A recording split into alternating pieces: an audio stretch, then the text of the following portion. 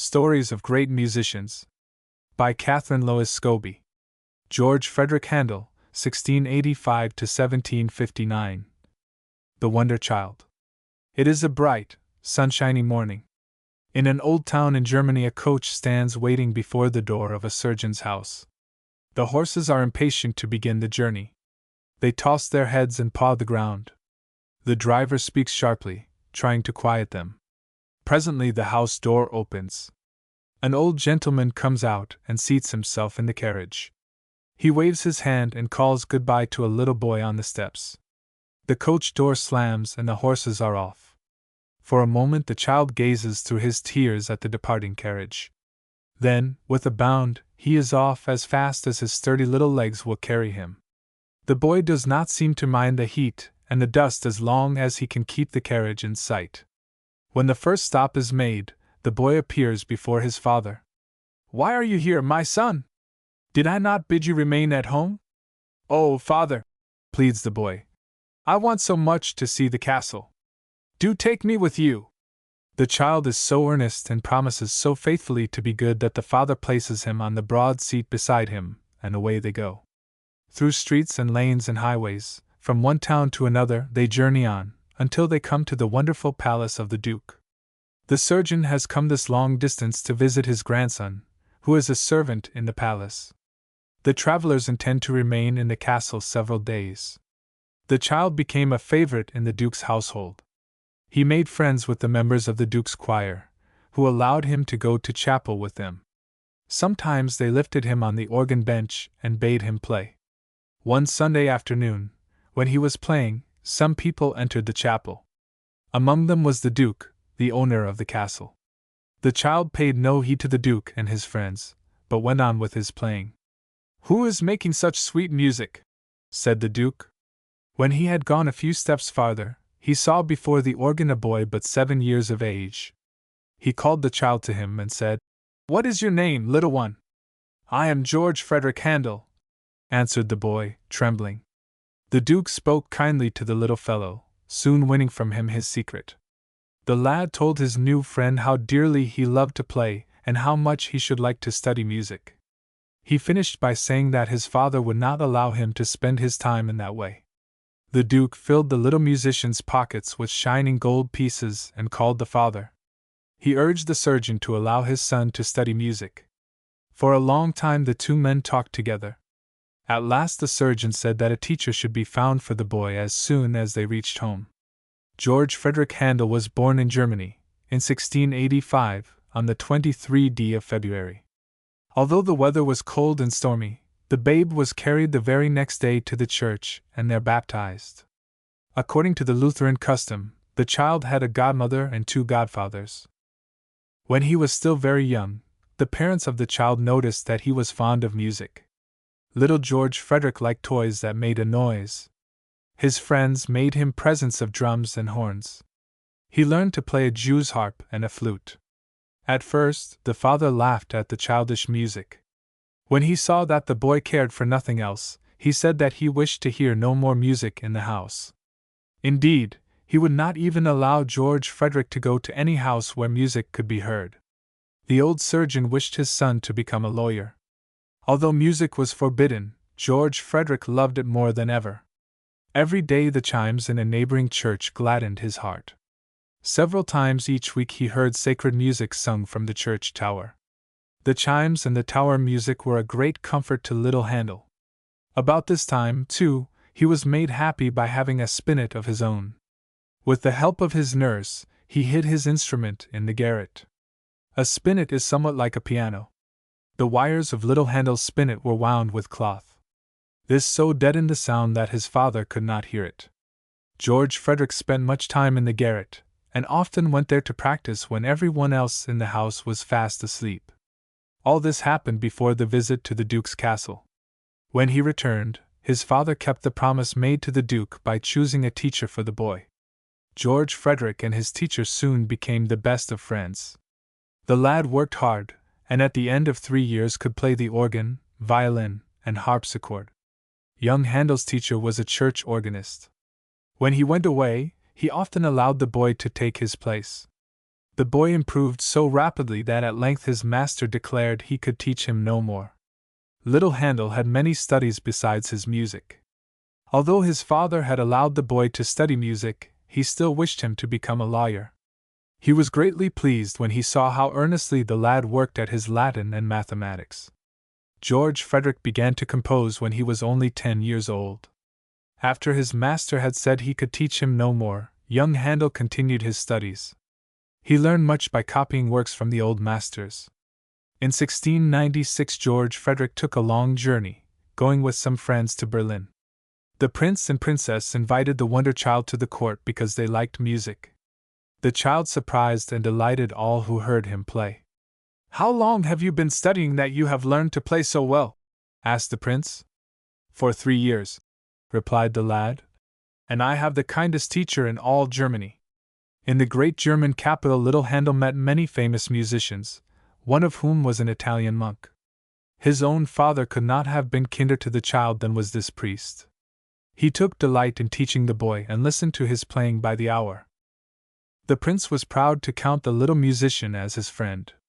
He wrote to Handel's father, saying, "I am willing to send your son to Italy at my own expense. There he shall have the very best teachers." The surgeon was delighted that George Frederick had so pleased the prince. He thanked him for his kindness, but said, "I am now an old man and cannot spare my boy." Soon after this, young Handel returned to his native town. He had not been long at home when his father died. Remembering his father's wish, the boy studied law until he was 17. While Handel was studying law at the university, he was organist in a large church. So well did he perform his duties that he became famous for his music. Strangers were glad to be in the town over Sunday, that they might hear him play. Handel's early work. In 1703 Handel decided that music should be his life study and work. He left the university and went to Hamburg. There he obtained a position in an orchestra. It was a poor place, and he was paid very little. The other members of the orchestra never suspected that he could fill a better place. One day the leader of the orchestra was absent. The musicians planned to play a joke upon Handel. "Come," said they to him, "you lead the orchestra today." They laughed merrily among themselves as he took his place. "Now we shall have some fun," they said to one another. Imagine their surprise when Handel conducted the orchestra even better than the leader could have done.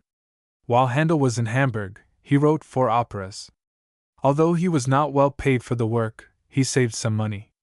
He was very generous, and took great pleasure in sending Christmas gifts to his mother. After 2 years of hard work in Hamburg, Handel had laid aside enough money to take him to Italy. In 1706 he said goodbye to his friends and set off on his journey across the Alps. For 3 years he lived under the blue Italian skies. During that time he learned to speak the language of the country. He worked hard and wrote opera after opera. In Florence his first Italian opera was given. It was listened to with the greatest delight. The Grand Duke was so much pleased that he presented Handel with 100 pieces of money and many other valuable gifts. From fair Florence, the young musician went to Venice, the city of bridges and gondolas. The Venetians soon grew to be as fond of him as the Florentines had been. They spoke of him as the dear Saxon, because he came from that part of Germany which is called Saxony. One evening Handel was invited to a masquerade. He planned to disguise himself so that no one should know him. He might have succeeded had it not been for one thing. He went to the masquerade, and for some time not a single person knew him in his strange costume.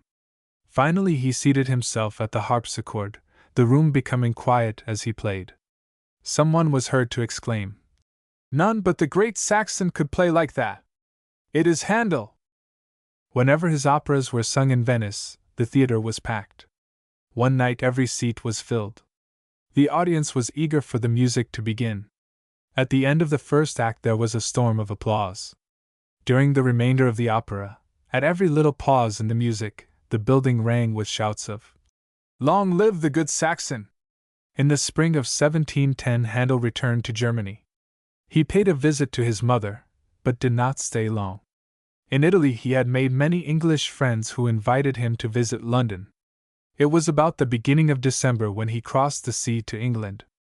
Little did he dream that the remainder of his life would be spent on English soil. Handel in England. Handel was 25 years old when he went to England. He had not been there long before he composed an opera. The music of this opera became very popular. Often when friends met on the street they said, "Have you heard Handel's opera?" Soon it was hummed and whistled everywhere.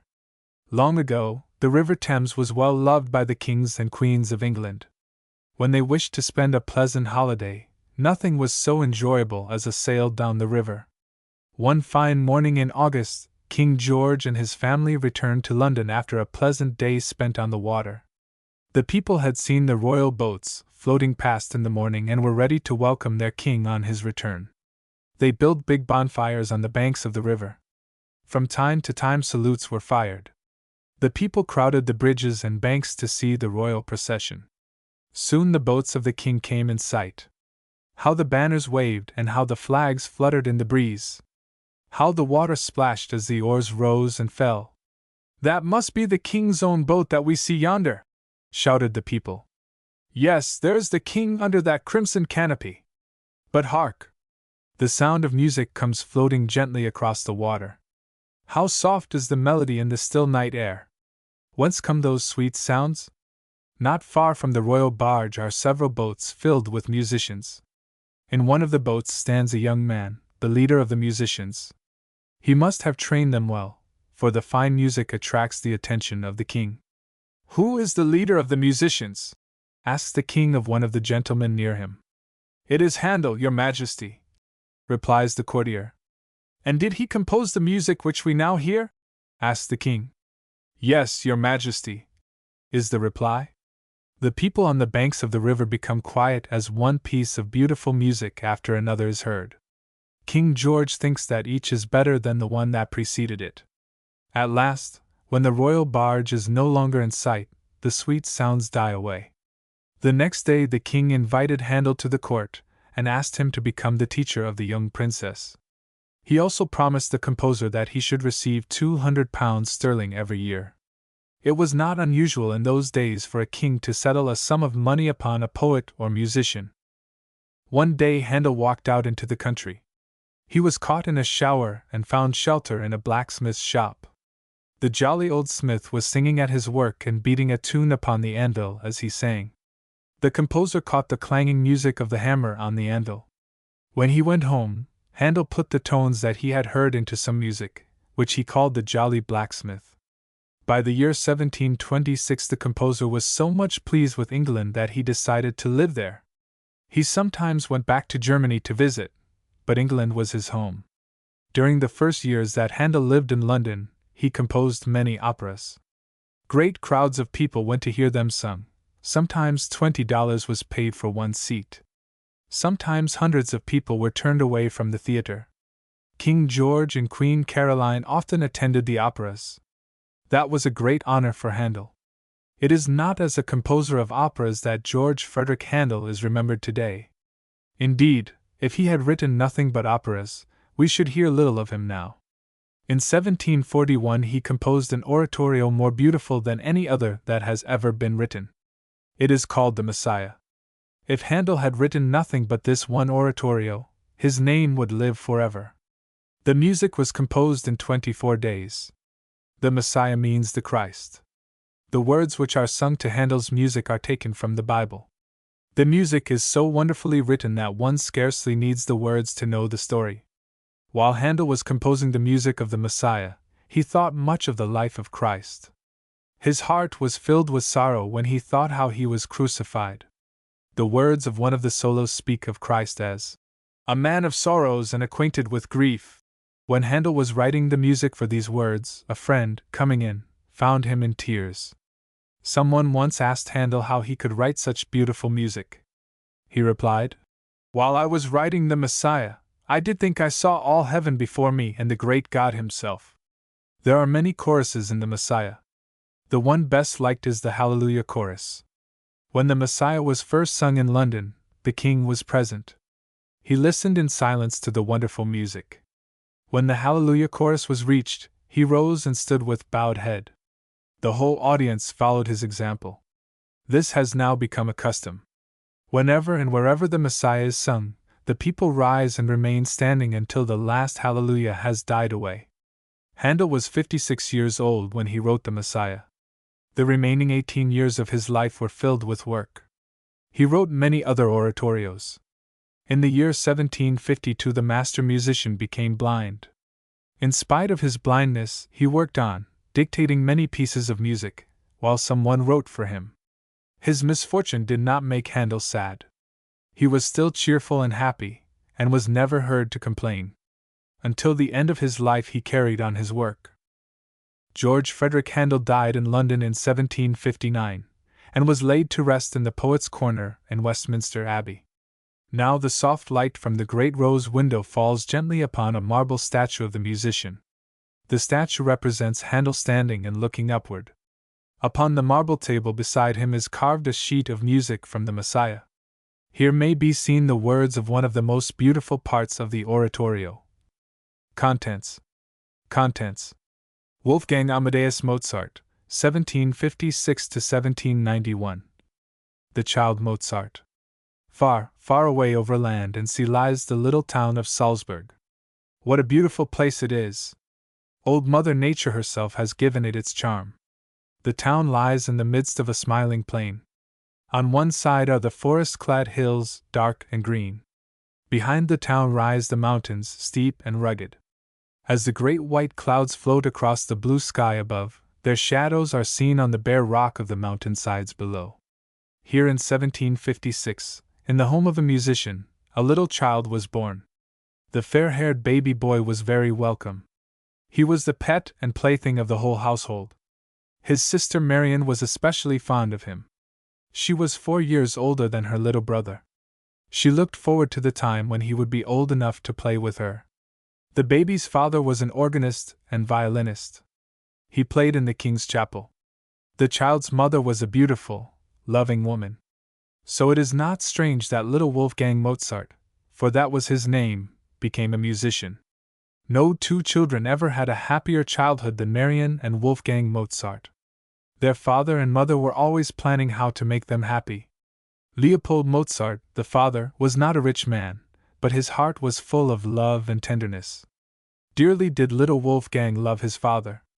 He never went to bed without kissing him on the tip of the nose, and singing a little good-night song. He used to say, "Next to God comes Papa." Leopold Mozart devoted much time to the training of his 2 children. When Marion was quite small, he began to give her piano lessons. The child learned rapidly. Little Wolfgang, 3 years old, liked to listen while his sister was having her lesson. One afternoon Marion's father was giving her a music lesson. Wolfgang stood close to the piano, as he was fond of doing. He was as quiet as a little mouse. All through the lesson he watched and listened. When it was over, he surprised his father. He searched for a few moments among the white keys. Then with his baby fingers he played one of Marion's exercises. He was only a tiny lad, and yet he played the exercise correctly. Leopold Mozart caught his little son in his arms, exclaiming, "Who would have thought the baby understood what I was teaching Marion?" Little Wolfgang was fond of games and had many toys. Often some little friend played with him. Wolfgang was happiest when they had music in their games. Indeed, he would not play when there was no music. Even when they carried their playthings from one room to another, the one who went empty-handed must sing a march. When the boy was 4 years old, his father began teaching him. He learned music easily, often mastering a piece in half an hour. A year later he began to compose little pieces, which his father wrote down. One day Leopold Mozart came home from church with a friend. He found his son daubing notes on a sheet of paper. The child dipped his pen to the very bottom of the inkhorn each time. He made many blots on his paper, but he was not discouraged. He wiped them off with the sleeve of his coat and went cheerily on. "What are you doing there, my boy?" asked his father. "I am writing a concerto and have almost got to the end of the first part," replied Wolfgang. The father took the paper and showed it to his friend. They laughed heartily at first. After a time, however, they saw that it was written according to rule. The father said, "It is a pity it cannot be made use of. It is so difficult that no one could play it." "It is a concerto," said Wolfgang, "and must be studied till it can be played properly. See, this is the way it should be given." Going to the piano, he tried to play it for them. Wolfgang Mozart was the most gentle and loving of children. He would say many times a day to those about him, "Do you love me well?" Sometimes they laughingly replied, "No." At this answer, tears would run down the little fellow's cheeks.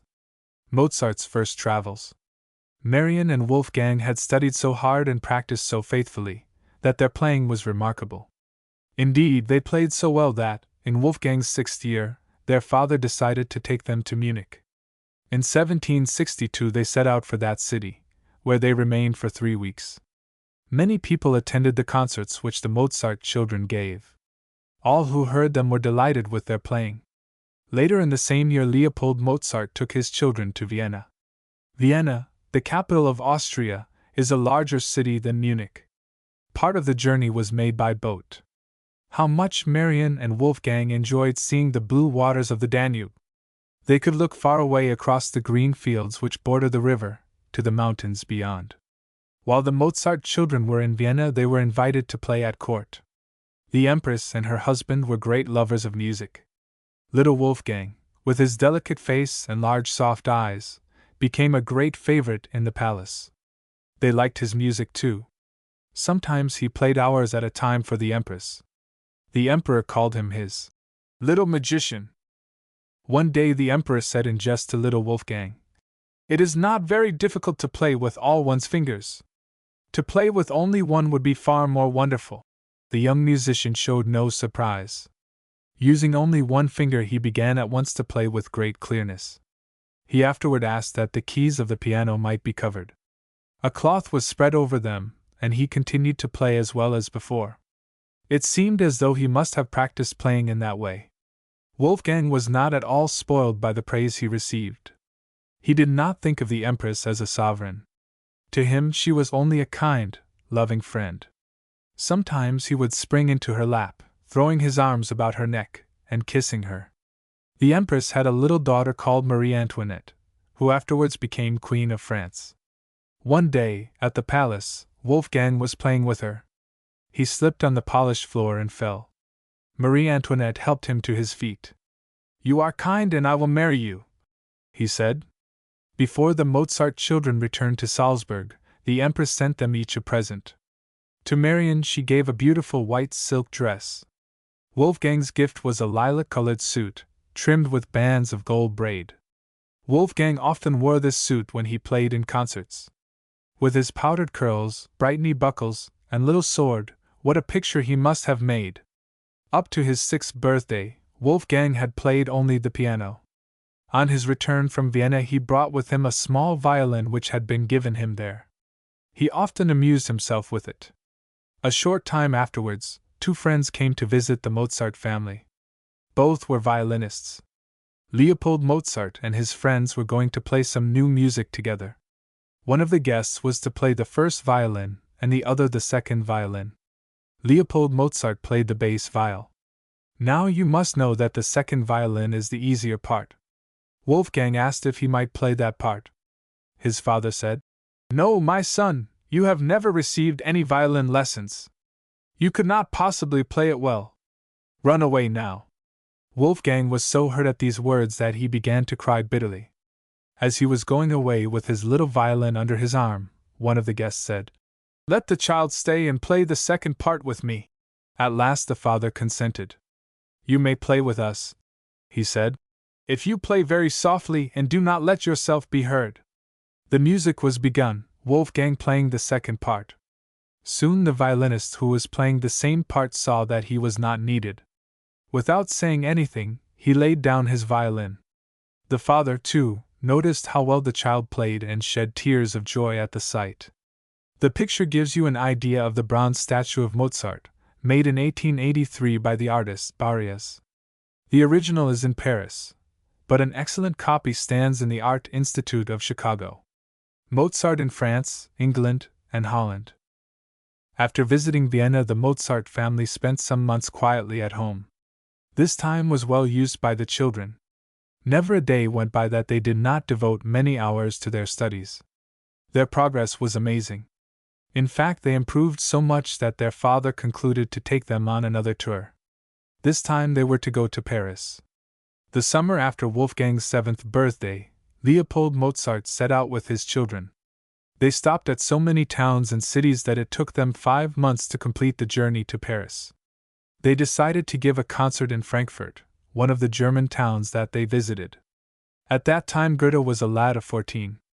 He attended the concert, and never forgot little Wolfgang Mozart. Years afterward the poet wrote, "In imagination I can still see the little man in his wig and sword." The first Paris concert was a great success. The people applauded again and again. When the children came upon the stage, the men clapped their hands, and the ladies waved their handkerchiefs. In writing about this very concert to a friend, Leopold Mozart said, "We burned more than 60 candles." At New Year's the Mozart children were presented at the French court, where they were kindly received by the king and queen. The queen had Wolfgang placed beside her, and talked with him in German. He had the honor of playing the great organ in the king's chapel. Those who heard him play both the piano and the organ could not decide which he played the better. The children of a royal family are not often allowed to play with children of lower rank. The king's daughters admired Wolfgang and Marion Mozart very much. The princesses and the little musicians had many romps together in the palace. From the French capital the Mozarts went to London. On their journey the children saw the sea for the first time. They liked to watch the great waves break against the cliffs. They clapped their hands with delight when the spray dashed over the rocks on the shore. They liked to run down upon the beach to meet the incoming waves. "See, brother," exclaimed Marion, "how the sea runs away and grows again." The young musicians gave many concerts in London. The English people were even better pleased with their playing than the French had been. They were invited to Buckingham Palace, where Wolfgang amazed his hearers by playing difficult music at sight. King George was very fond of music and Handel was his favorite composer. He was surprised that this little fellow could play much of Handel's music. One day, at the palace, Wolfgang played while Queen Charlotte sang. He was very proud to be chosen to play for the Queen. The Queen's music master was a son of the great Sebastian Bach. He took quite a fancy to little Wolfgang. They became good friends and often played together. One day Bach took his little friend on his knee and they played a sonata together. First Bach would play a few measures, then Wolfgang would play 3 or 4. They continued in this manner until they had played the whole sonata. Those who did not see them could not have told that the sonata had been played by 2 persons. In London, Wolfgang Mozart had his first singing lessons. They were as easy for him as his piano lessons had been. While in that great city he wrote 6 sonatas. He sent them to Queen Charlotte, with a little letter. At the end of 15 months Leopold Mozart and his children left England. They had been invited by the Princess Caroline to visit Holland. So once again they crossed the rough English Channel. They spent several happy months among the Dutch people. The good Princess Caroline was very kind to them. Wolfgang composed several pieces of music for her. In November 1765, the child musicians returned from their long journey. They had been traveling for 3 years. They had been petted and honored at all the great courts of Europe. They had received many beautiful presents, yet they were glad to be in Salzburg once again. Mozart in Italy. After much serious study at home, Mozart went to Italy. His father thought that it would benefit him to visit that country. Musicians and artists from all over Europe went there to study. The finest musicians played in the large cathedrals. No better music could be heard in the world than in that country. It was worth a journey of many miles to hear one of the organs, when played by a master. Leopold Mozart wished his son to hear this music and to become acquainted with the great Italian musicians. He hoped that he could talk with the composers. He told him to visit the art galleries and study the paintings. All this Wolfgang did and more, too. He spent much time in the art galleries. He listened to much beautiful music and became acquainted with musicians and composers. Besides all this, he practiced regularly, and he studied French. He spent several hours each day composing. In a letter to his mother, Wolfgang wrote, "Today I had the pleasure of riding on a donkey.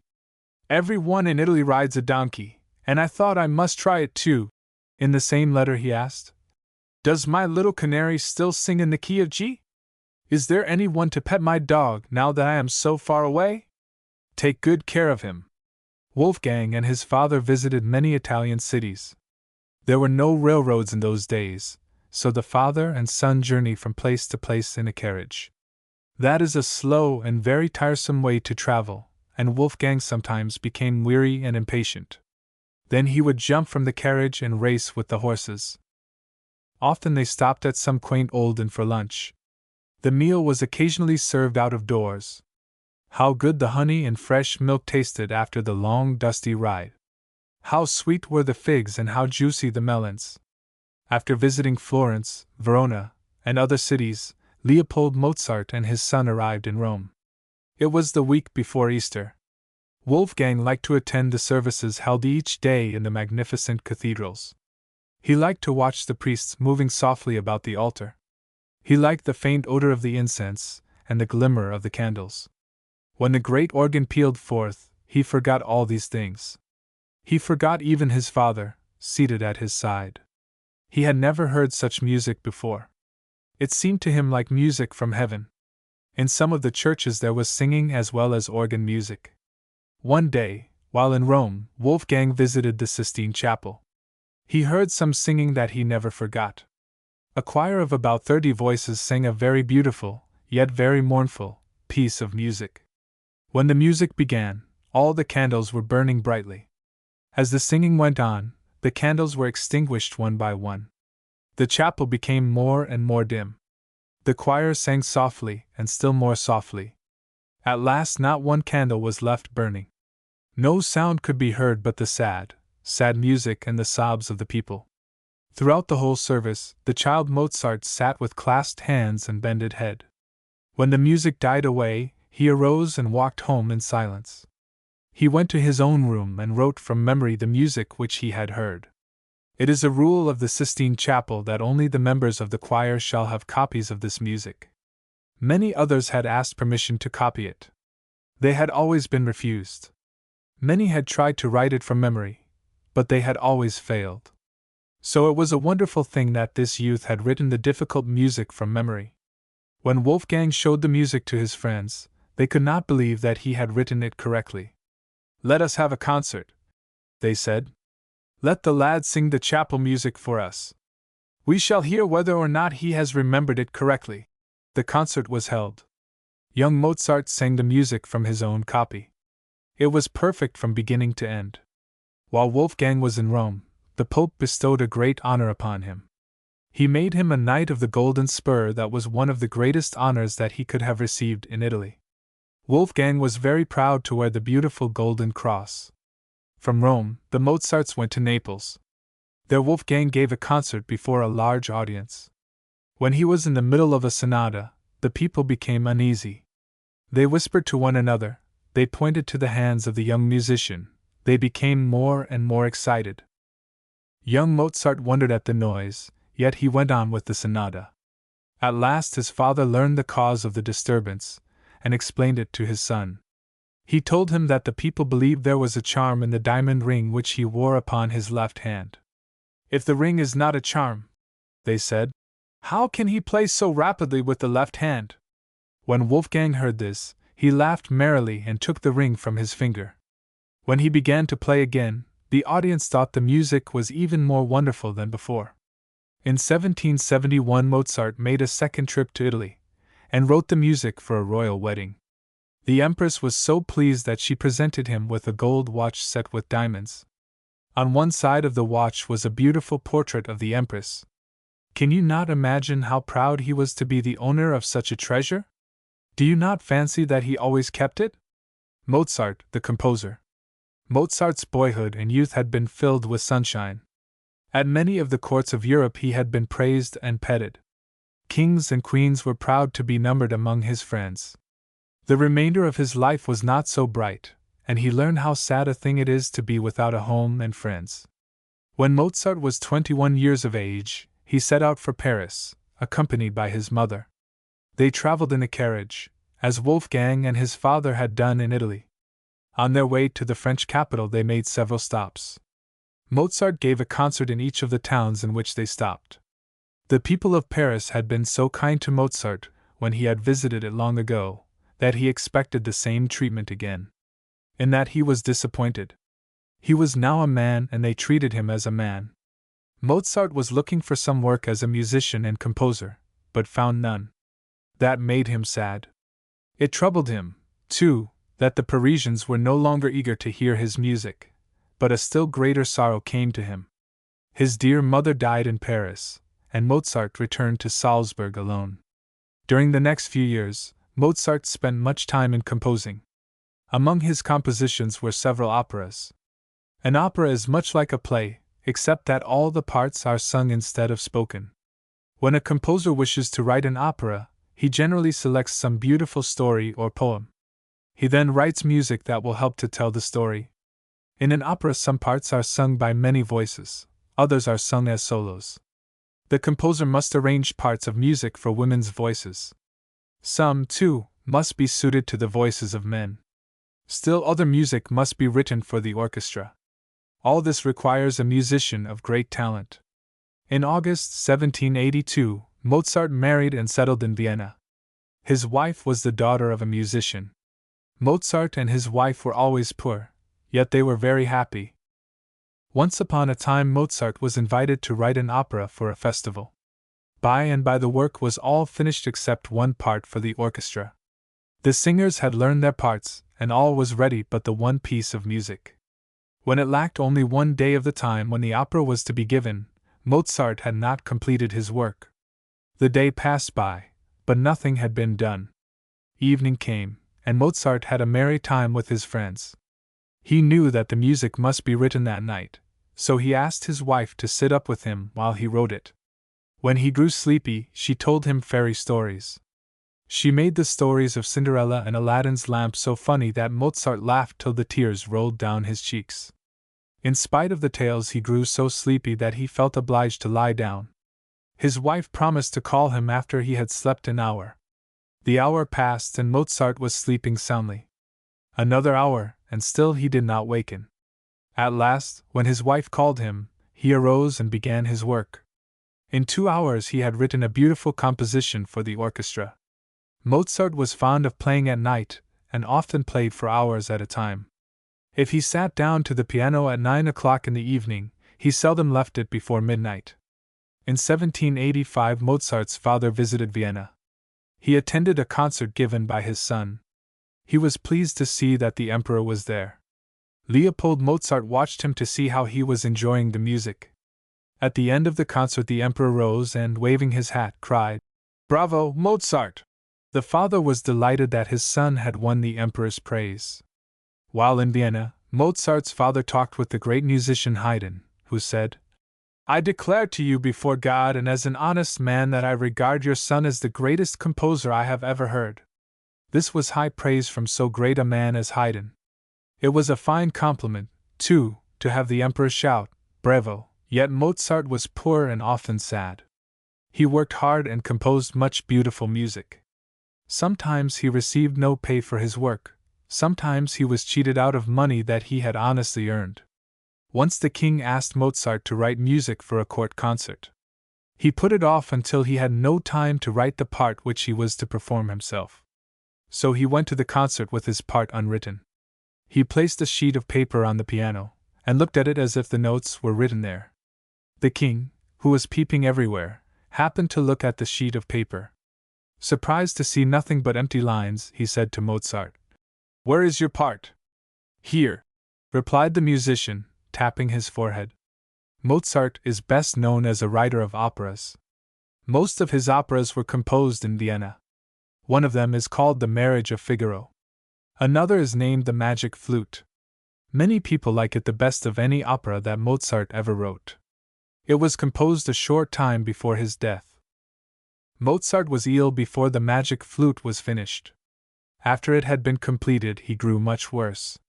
His only pleasure, during his suffering, was to hear the news of how well the people liked his opera. Only the day before his death, he wished that he might hear the music of The Magic Flute once again. A friend who was with him at the time went to the piano, and played and sang some parts of it. This seemed to cheer the sick man greatly. On the 5th of December, 1791, the master passed away. No stone marked Mozart's grave, and today no one knows where the great composer was laid to rest. More than a century after his death, the people of his own city erected a fine monument in his memory. When Haydn heard of Mozart's death, his eyes filled with tears. He exclaimed, "Oh, my friends, will the world ever find such an artist again?" Years afterward, when someone spoke of Mozart, Haydn wept bitterly. "Pardon me," said he, "but I can never hear the name of my gentle Mozart without breaking my heart." Contents. Francis Joseph Haydn, 1732 to 1809. The Choir Boy. Once upon a time there lived, in a tiny village in Austria, a wheelwright and his family. The wheelwright was poor, industrious, and God-fearing. He lived in a cottage which seemed almost too small for the large family of children. But they were so happy together that they did not mind a little crowding. The second of the Haydn children was a boy, whom the good old village priest had christened Francis Joseph. He lived a merry life, romping with his brothers and sisters. They liked to play about the door of the shop where their father was making wheels and carriages. Better than this, they liked the Sundays, when the good father was at home all day. After dinner they were sure to have some music, and Joseph looked forward eagerly to this time. The father had a good voice, and well did he sing the native songs of his country. Although he sang well, he did not know one note of music from another. The wheelwright's wife played the harp while her husband sang. Little Joseph used to bring his stool close beside his mother to listen as she played. Sometimes he kept the time by clapping with his chubby little hands.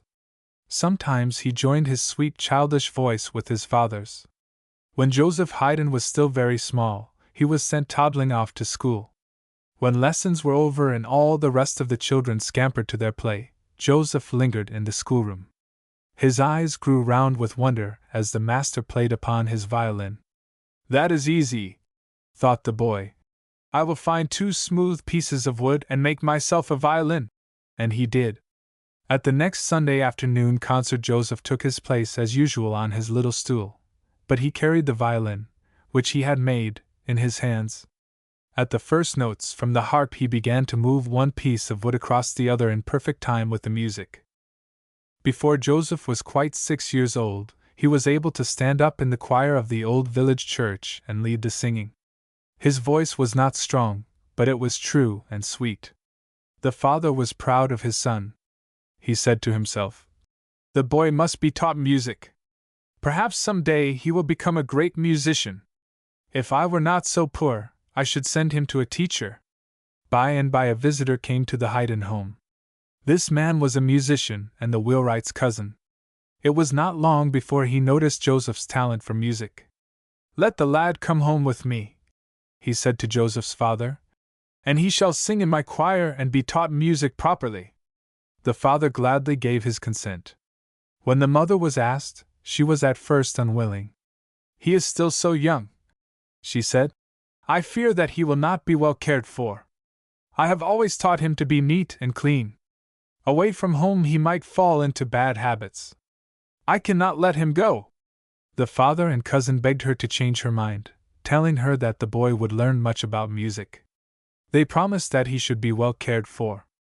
At last she consented, and with tears in her eyes made Joseph ready for his journey. Joseph himself, 6 years old, was not at all sad at parting. He was very glad to go with his cousin to the great town. He said good-bye to the schoolmaster and his playmates. He went once more to the little village church and knelt before the good old priest for a blessing. Last of all he said good-bye to his mother. The good woman kissed her son tenderly, and bade him be obedient and faithful in his studies. For 3 years the boy lived with his cousin. On Sundays and feast days he sang in the choir of the church. On weekdays he worked hard at his music and other studies. The week before Easter the choir sang each day at the church. On one day there was a procession of choir boys chanting hymns. A band played while the boys sang. The drummer could not march in the procession that day, and Joseph was asked to take his place. Joseph listened carefully as his cousin taught him how the drumsticks should be handled. Having no drum to use, he stretched a cloth over the top of a meal tub and used that for a drum. On this he practiced until he could beat the time perfectly. When he had finished, he was covered with meal dust, but he felt sure that he should make no mistake in the procession. And no mistake did he make. When Joseph had been with his cousin about a year, a visitor from Vienna took dinner with the choir master. The two men had finished their meal and were chatting together. Said the choir master, "But you should hear my Joseph sing. I brought him from the country, and he is now one of my choir boys. One afternoon in his father's house I heard him singing and keeping perfect time with 2 pieces of wood." "Let me hear the lad," said his friend. Quickly was the boy called from the kitchen. He came into the room and stood, shy and trembling, before the 2 men. When his cousin asked him to sing, Joseph forgot his fear. Back went the little head, out came the notes, clear and true as the song of a bird. When the song was finished, the visitor called Joseph to his side. "Can you trill for me, my boy?" "No, sir, I have never been taught, but I can try." Taking the child on his knee, the stranger showed him how to trill. Then Joseph tried and did well. His new friend was so delighted with his little pupil that he filled his hands and pockets with bright red cherries.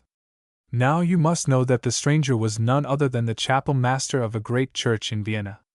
He said to Joseph's cousin, "That boy sang so sweetly and learned to trill so easily that I want him in my choir."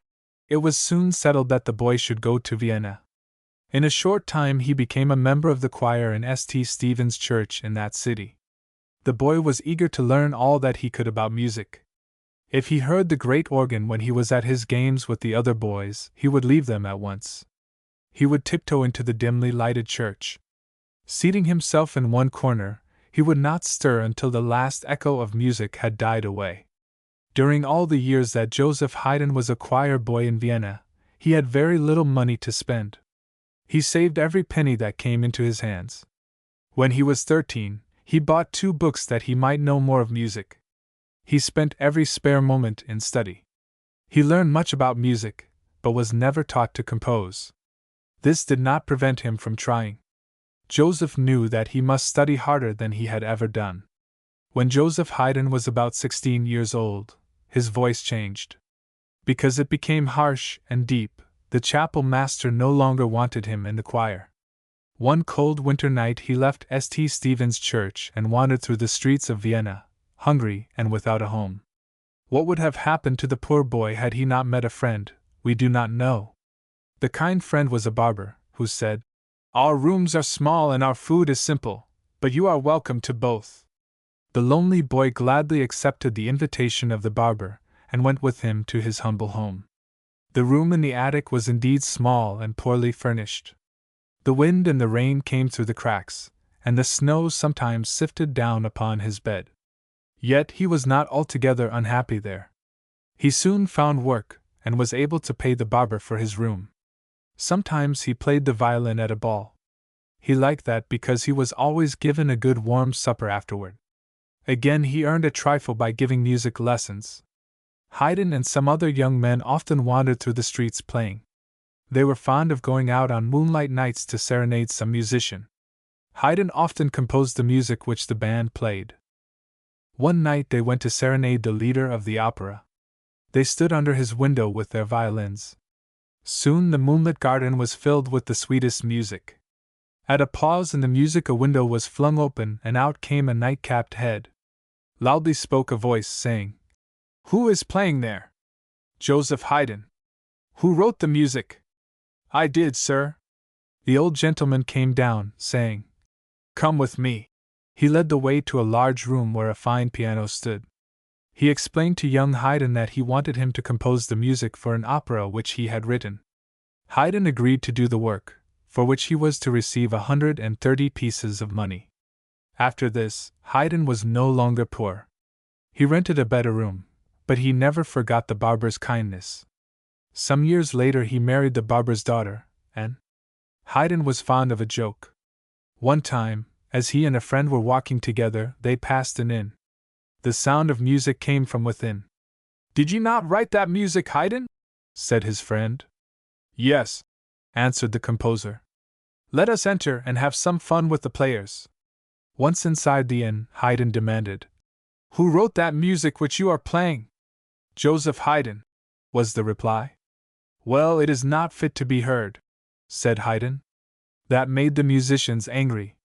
They became still more angry when they saw how the two strangers were laughing. The players could not see the joke until, as the two friends left the rooms, one of them said, You need not mind, for I am Joseph Haydn myself, the chapel master. In olden times a prince often kept an orchestra in his own palace. It was necessary to have a leader for the orchestra. The leader, who trained the musicians and wrote music for them to play, was called the chapel master. In 1761 Joseph Haydn was given a fine position. He became chapel master in the household of a noble prince. This prince lived in a magnificent palace. His friends were the kings and queens of Europe. When these royal visitors came to the palace, he entertained them with concerts and operas. To furnish such music, the prince needed a large orchestra, and singers as well. He paid his musicians large sums of money, and treated them with great care. He required them to dress in white stockings and powdered wigs. It was a part of Haydn's work to train all the musicians in the palace and to compose music for them. He was also expected to have a new piece of music ready for the prince each morning. The prince was a musician himself, and Haydn worked hard to please him. For almost 30 years, Joseph Haydn lived in the palace of the prince. During that time he wrote hundreds of pieces of music. He is best known for his symphonies and quartets. Every line that he wrote was bright and cheerful and full of sweet melody. His fame spread throughout Europe. Visitors who came to the palace went home and spoke of the beautiful music that Joseph Haydn composed. Haydn received invitations from France, Italy, and England, asking him to visit those countries. He loved the prince so much that he did not accept these invitations. He felt, too, that no one could take his place as the prince's chapel master. In 1790 the noble prince died. Soon after, an English musician, visiting Vienna, urged Haydn to go to London. He said that the English people had long wished to hear him play. Deep in his heart Haydn had always wanted to visit England, and nothing but his love for the prince had kept him in Vienna. He decided to make a trip to London. The great composer had many friends among the young musicians of Vienna. One of them was Mozart. He was much younger than Haydn, but they were the dearest of friends. It was Mozart who first called the great chapel master Papa Haydn.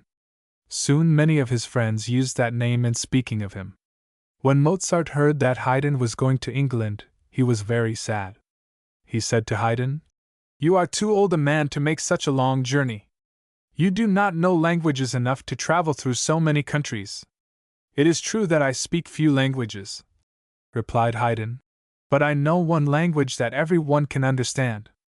Haydn stayed in London about a year and a half. During that time he wrote several symphonies and conducted many concerts. At every concert all the seats were filled. Everyone in London wanted to see the Austrian composer and to hear his music. Even the king and queen attended Haydn's concerts. At one of these concerts the seats were sold for £1 apiece. At another, the ladies were asked to wear their smallest hoop skirts, so that there should be more room for the crowds that wished to attend. During the 18 months spent on English soil, there was scarcely a day on which Haydn was not invited out to dinner. He was entertained even at the royal palace. While he was having all these gay times, Haydn spent many hours each day in hard work. He had not forgotten the lessons of industry his mother had taught him. His mornings were spent in composing, and he refused to see visitors before 2 o'clock. One of the greatest pleasures that Haydn had in London was to hear Handel's music sung. The Messiah was given by 1,000 players and singers. Haydn's seat was near the king. When the Hallelujah chorus was sung and the vast audience rose, Haydn burst into tears and exclaimed, Handel was the master of us all. After his return to Vienna, Haydn wrote the Creation. This work has made his name famous. He said, While I was composing the Creation, I knelt down every day and prayed to God to strengthen me for my work. Every country has its national hymn. The national hymn of Austria is God Save the Emperor, written by Francis Joseph Haydn. The last time that Haydn left his home, he heard the creation given. He was an old man, and very feeble. As he entered the hall, all eyes turned lovingly toward him. Many times, during the evening, storms of applause filled the hall. Haydn was very much moved, for he knew that most of it was for him. During Haydn's last illness, Vienna was occupied by Napoleon and his troops. The voice of battle often reached Haydn in his quiet home, but he had no fears. Napoleon and his officers treated the great musician with much respect. How Haydn wished that he might shoulder arms and march against the enemy of his country. Haydn died in 1809 at the age of 77. A short time before his death, he called his servants to his bedside and asked to be carried to the piano. There he played and sang the Austrian national hymn, God Save the Emperor. Contents. Ludwig van Beethoven, 1770–1827. Early life of Beethoven. Some day you may be fortunate enough to cross the broad Atlantic and visit European countries. If you are, you will surely wish to go to Germany. Many hundreds of travelers go there every year to take a trip down the Rhine. It is said to be the most beautiful river in all the world. There are many interesting things to be seen on a trip down the Rhine. On one side, green vineyards slope down to the river. On the other side, rocky bluffs rise abruptly from the water's edge. Old castles stand on many of the bluffs. Some of the castles are in ruins and are almost hidden by the overgrowing ivy. Many are the cities and villages that have been built along the banks of the Rhine. Some of the cities are quaint and old-fashioned. Bonn is such a city. The people of Bonn are very proud of a certain low building that faces a narrow street. They take every traveler to see it. They point over the door to a tablet on which are carved words meaning, "In this house Ludwig van Beethoven was born, December 17, 1770. Ludwig van Beethoven was one of the great German composers. In fact, many people consider him the greatest composer that the world has ever known. Whether this be true or not, certain it is that his music is loved in every land. Nearly a century and a half has passed since Ludwig van Beethoven was born in his humble home in Bonn. Ludwig's father was a singer. He was a good-for-nothing sort of fellow. He never earned enough money to support his family well. He was paid about $125 a year for singing in a church. Besides this, he made money by giving music lessons. He spent the little money that he had carelessly. He often spent it for himself when it was greatly needed by his wife and children. Indeed, if it had not been for the good old grandfather, things would have gone hard with the Beethoven family. As long as he lived, he was a great help to them in every way. There were several Beethoven children, but Ludwig was his grandfather's pet and was named for him. Ludwig was only 3 years old when his grandfather died. Well did the boy remember the old gentleman's scarlet coat and flashing eye. Well did he remember, too, his love and kindness. The mother of the great Beethoven was a patient, hard-working woman. He never forgot the lessons of truth and obedience he received from her. Beethoven always spoke tenderly of his mother, and never forgot her patience. When he was a young man, he wrote, "She was a dear, good mother and my best friend." Little Ludwig was hardly out of his cradle before his father gave him music lessons. While he was still a tiny lad, he was compelled to practice many hours each day. When he was only 4 years old, the neighbors often saw him sitting on a bench by the door, sobbing. He cried because he knew that he must soon go into work at his scales. Ludwig's father hoped that his son would learn music rapidly. He wished to have him play in concerts as Mozart had done when a boy. He thought that in this way much money might be earned. So he kept the lad almost constantly at work at his music. Ludwig practiced almost all the time when he was not at school or sleeping. The boy studied 2 instruments, the piano and the violin. At first his father was his only teacher. But soon a regular music teacher was employed. The boy practiced hours at a time. When we think how much work was required of the little fellow, we almost wonder that he did not hate his music. But this was not the case. On the contrary, he liked it better than anything else in the wide world. By the time Ludwig van Beethoven was 10 years old, he had become a fine organist. He had received some lessons on the organ. His teacher was organist in the prince's chapel. Once upon a time this man was called away from Bonn. Wondering whom he could get to play in his absence, he thought and thought.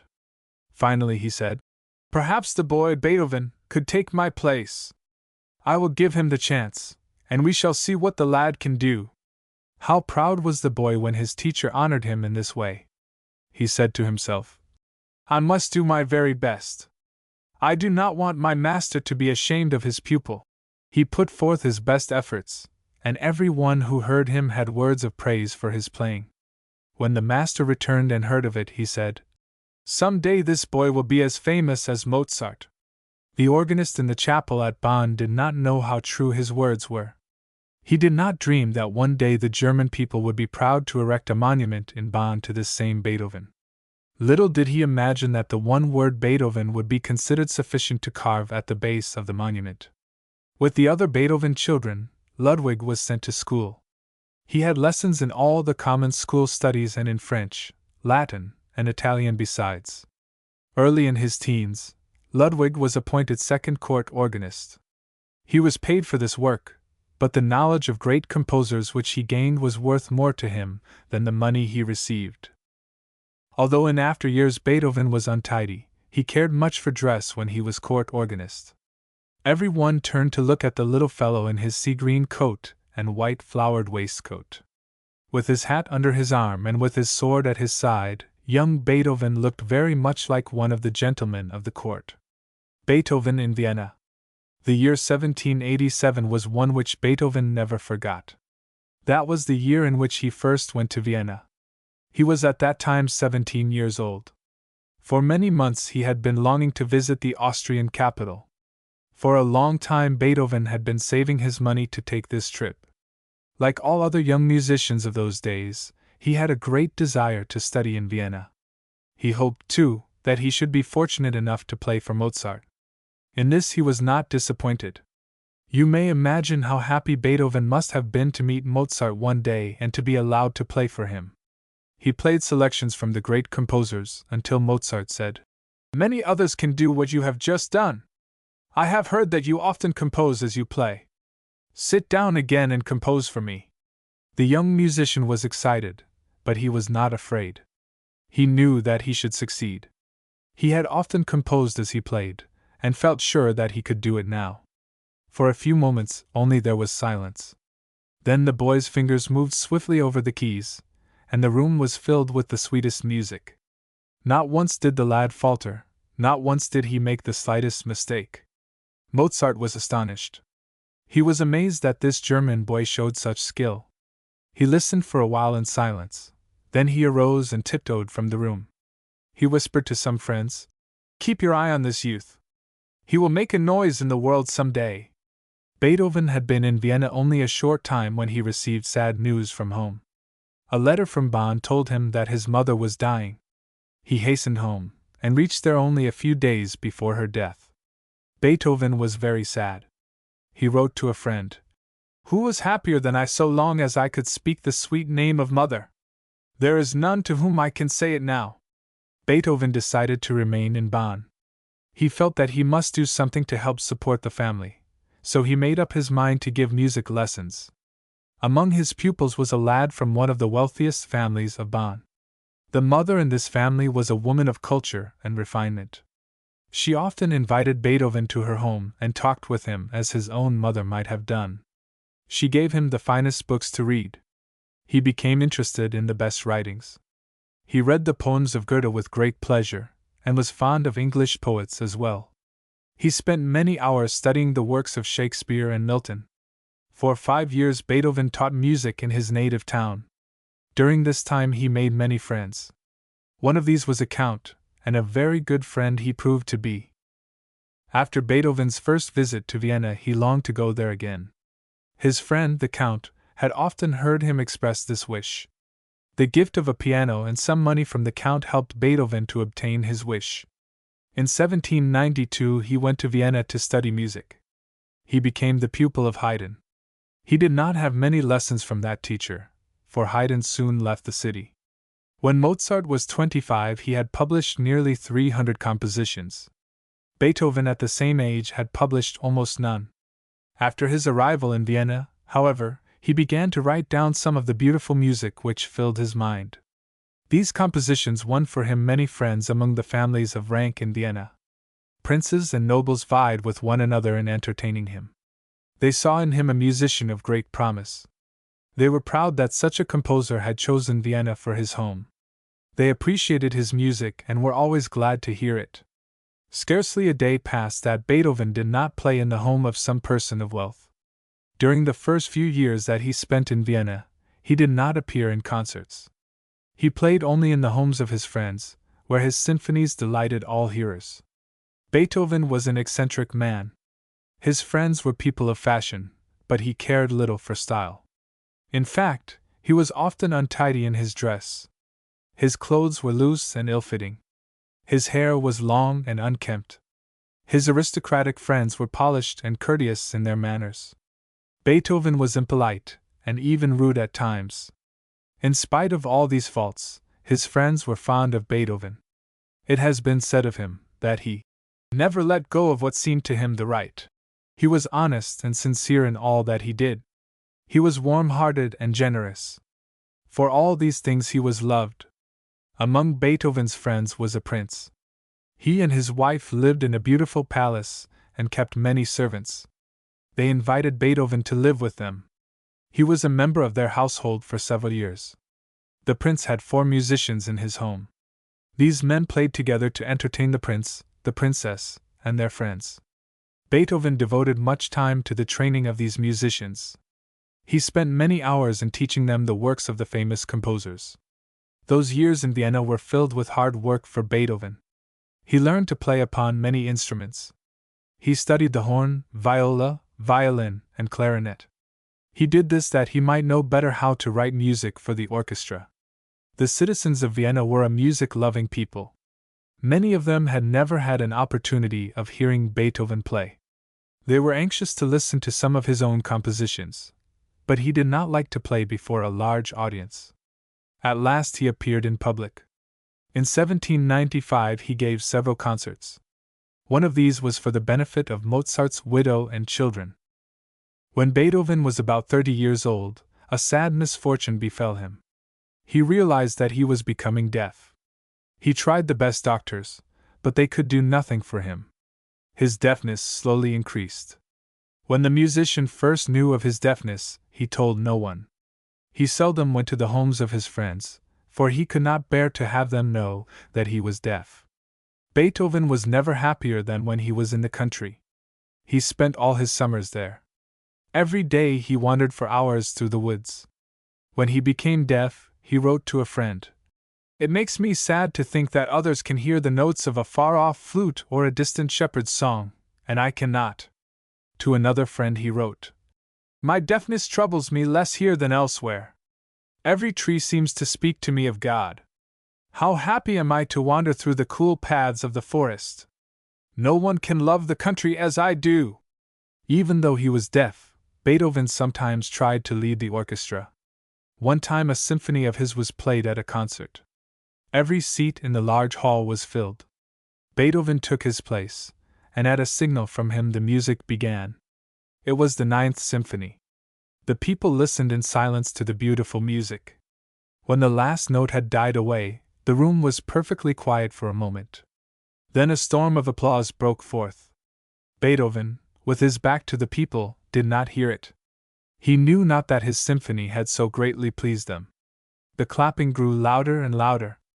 Then one of the musicians touched Beethoven upon the arm.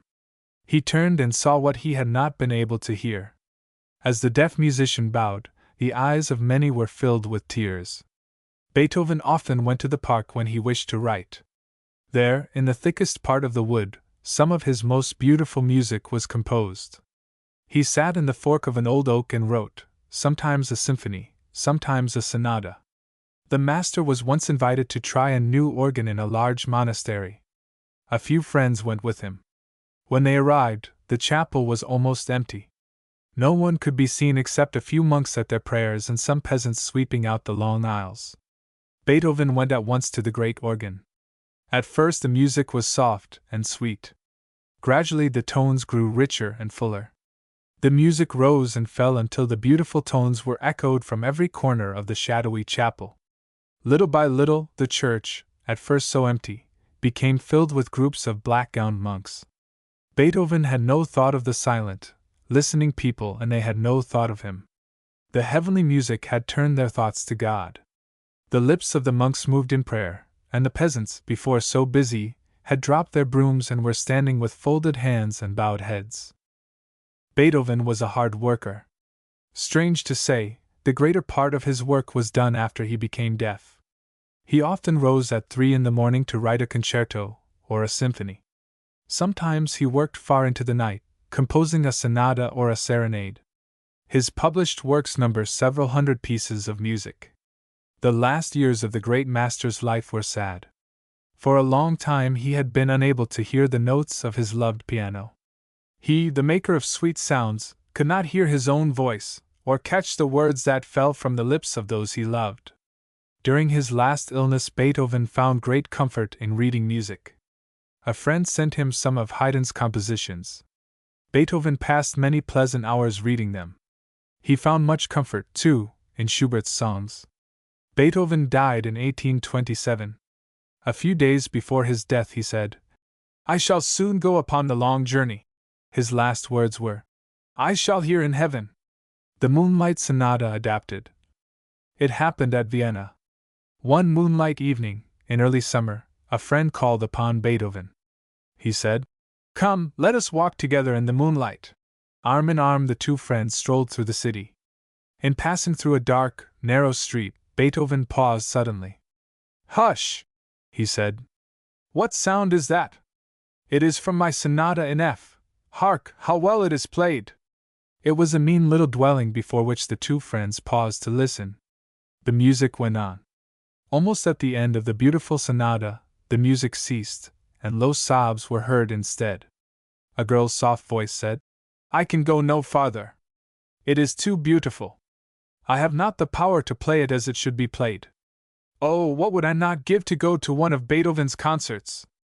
"Ah, my sister," said another voice, "why wish for that which you cannot have? We can scarcely pay our rent." "You are right," answered the girl. "And yet I wish for once in my life to hear some really good music." "Such a wish will never be granted," said her companion. Beethoven looked at his friend. "Let us go in," he said. "Go in?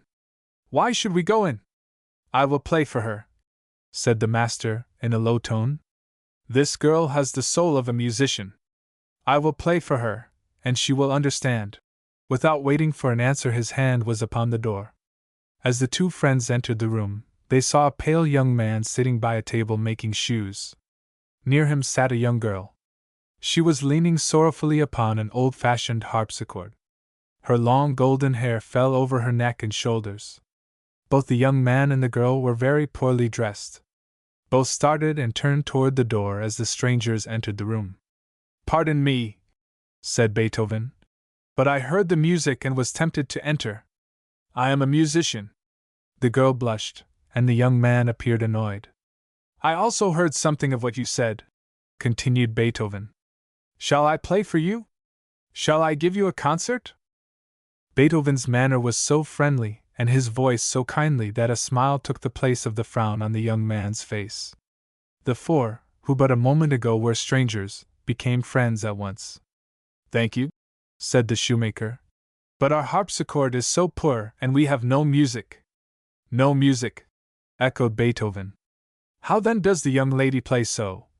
He stopped suddenly, for the girl turned her face toward him, and for the first time he saw that she was blind. "I beg your pardon," he stammered, "but I had not noticed before." "Then you play by ear?" "Yes, entirely," the girl answered.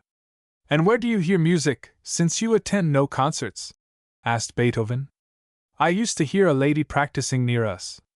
During the summer evenings her windows were often open, and I walked to and fro outside to listen." The girl seemed shy, so Beethoven said no more. He seated himself quietly before the harpsichord and began to play. Never before had Beethoven played as he played that night for the blind girl and her brother. From the moment that his fingers began to wander over the keys, The very tone of the instrument seemed to grow sweeter.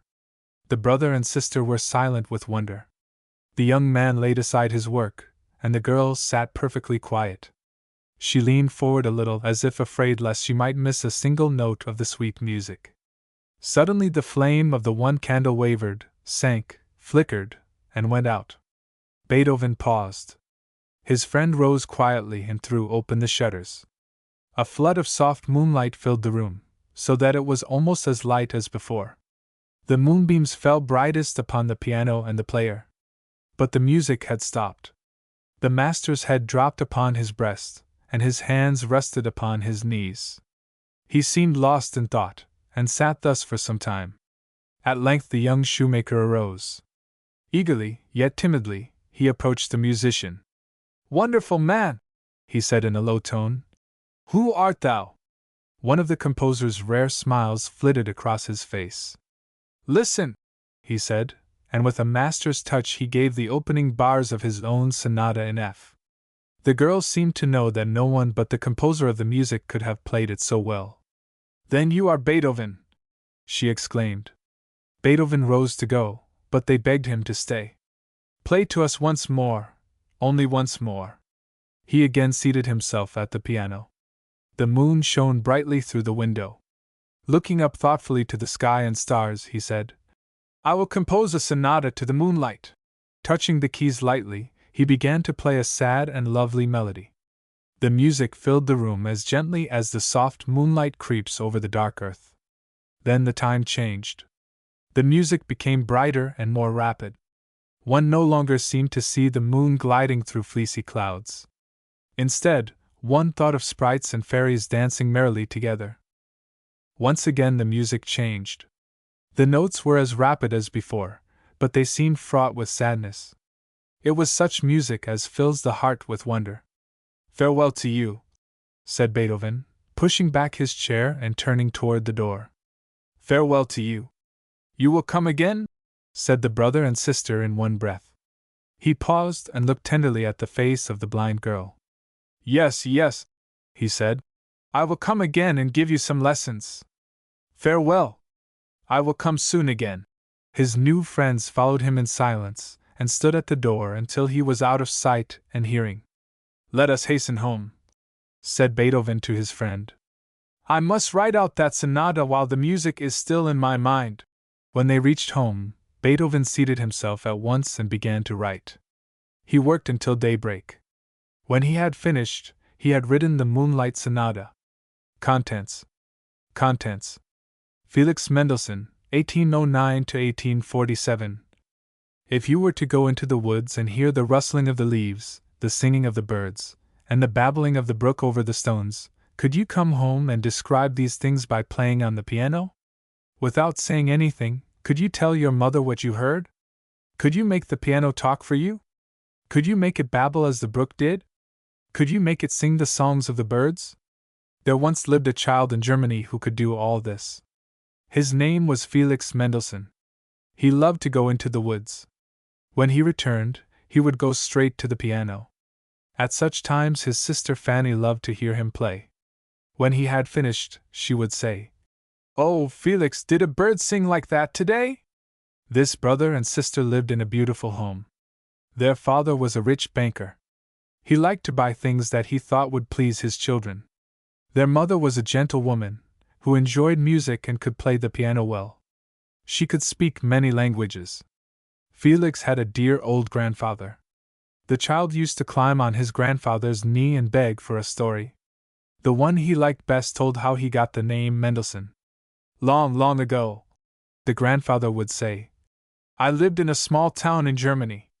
My father was a schoolmaster, whose name was Mendel. Everyone in the village knew Mendel, the schoolteacher. I used to go about a great deal with my father. When people saw us coming, they would say, 'Here's Mendel, and here's Mendel's son too.' So as I grew up, I was not called Moses Mendel, but Moses Mendelssohn. Son." The child Felix understood then that his last name meant the son of Mendel. His first name means happy, and he was well named. There never lived a brighter, sunnier-tempered little lad. Felix's mother was his first teacher. She began to give her children music lessons when Felix was only 3 years of age and Fanny was 7. At first the lesson lasted for 5 minutes, but as time went on, the lessons were made longer. Soon they had other studies. They rose every morning at 5 o'clock and began their work. Besides their music and drawing, they had all the studies that you have and foreign languages besides. Do you not think they were busy little people?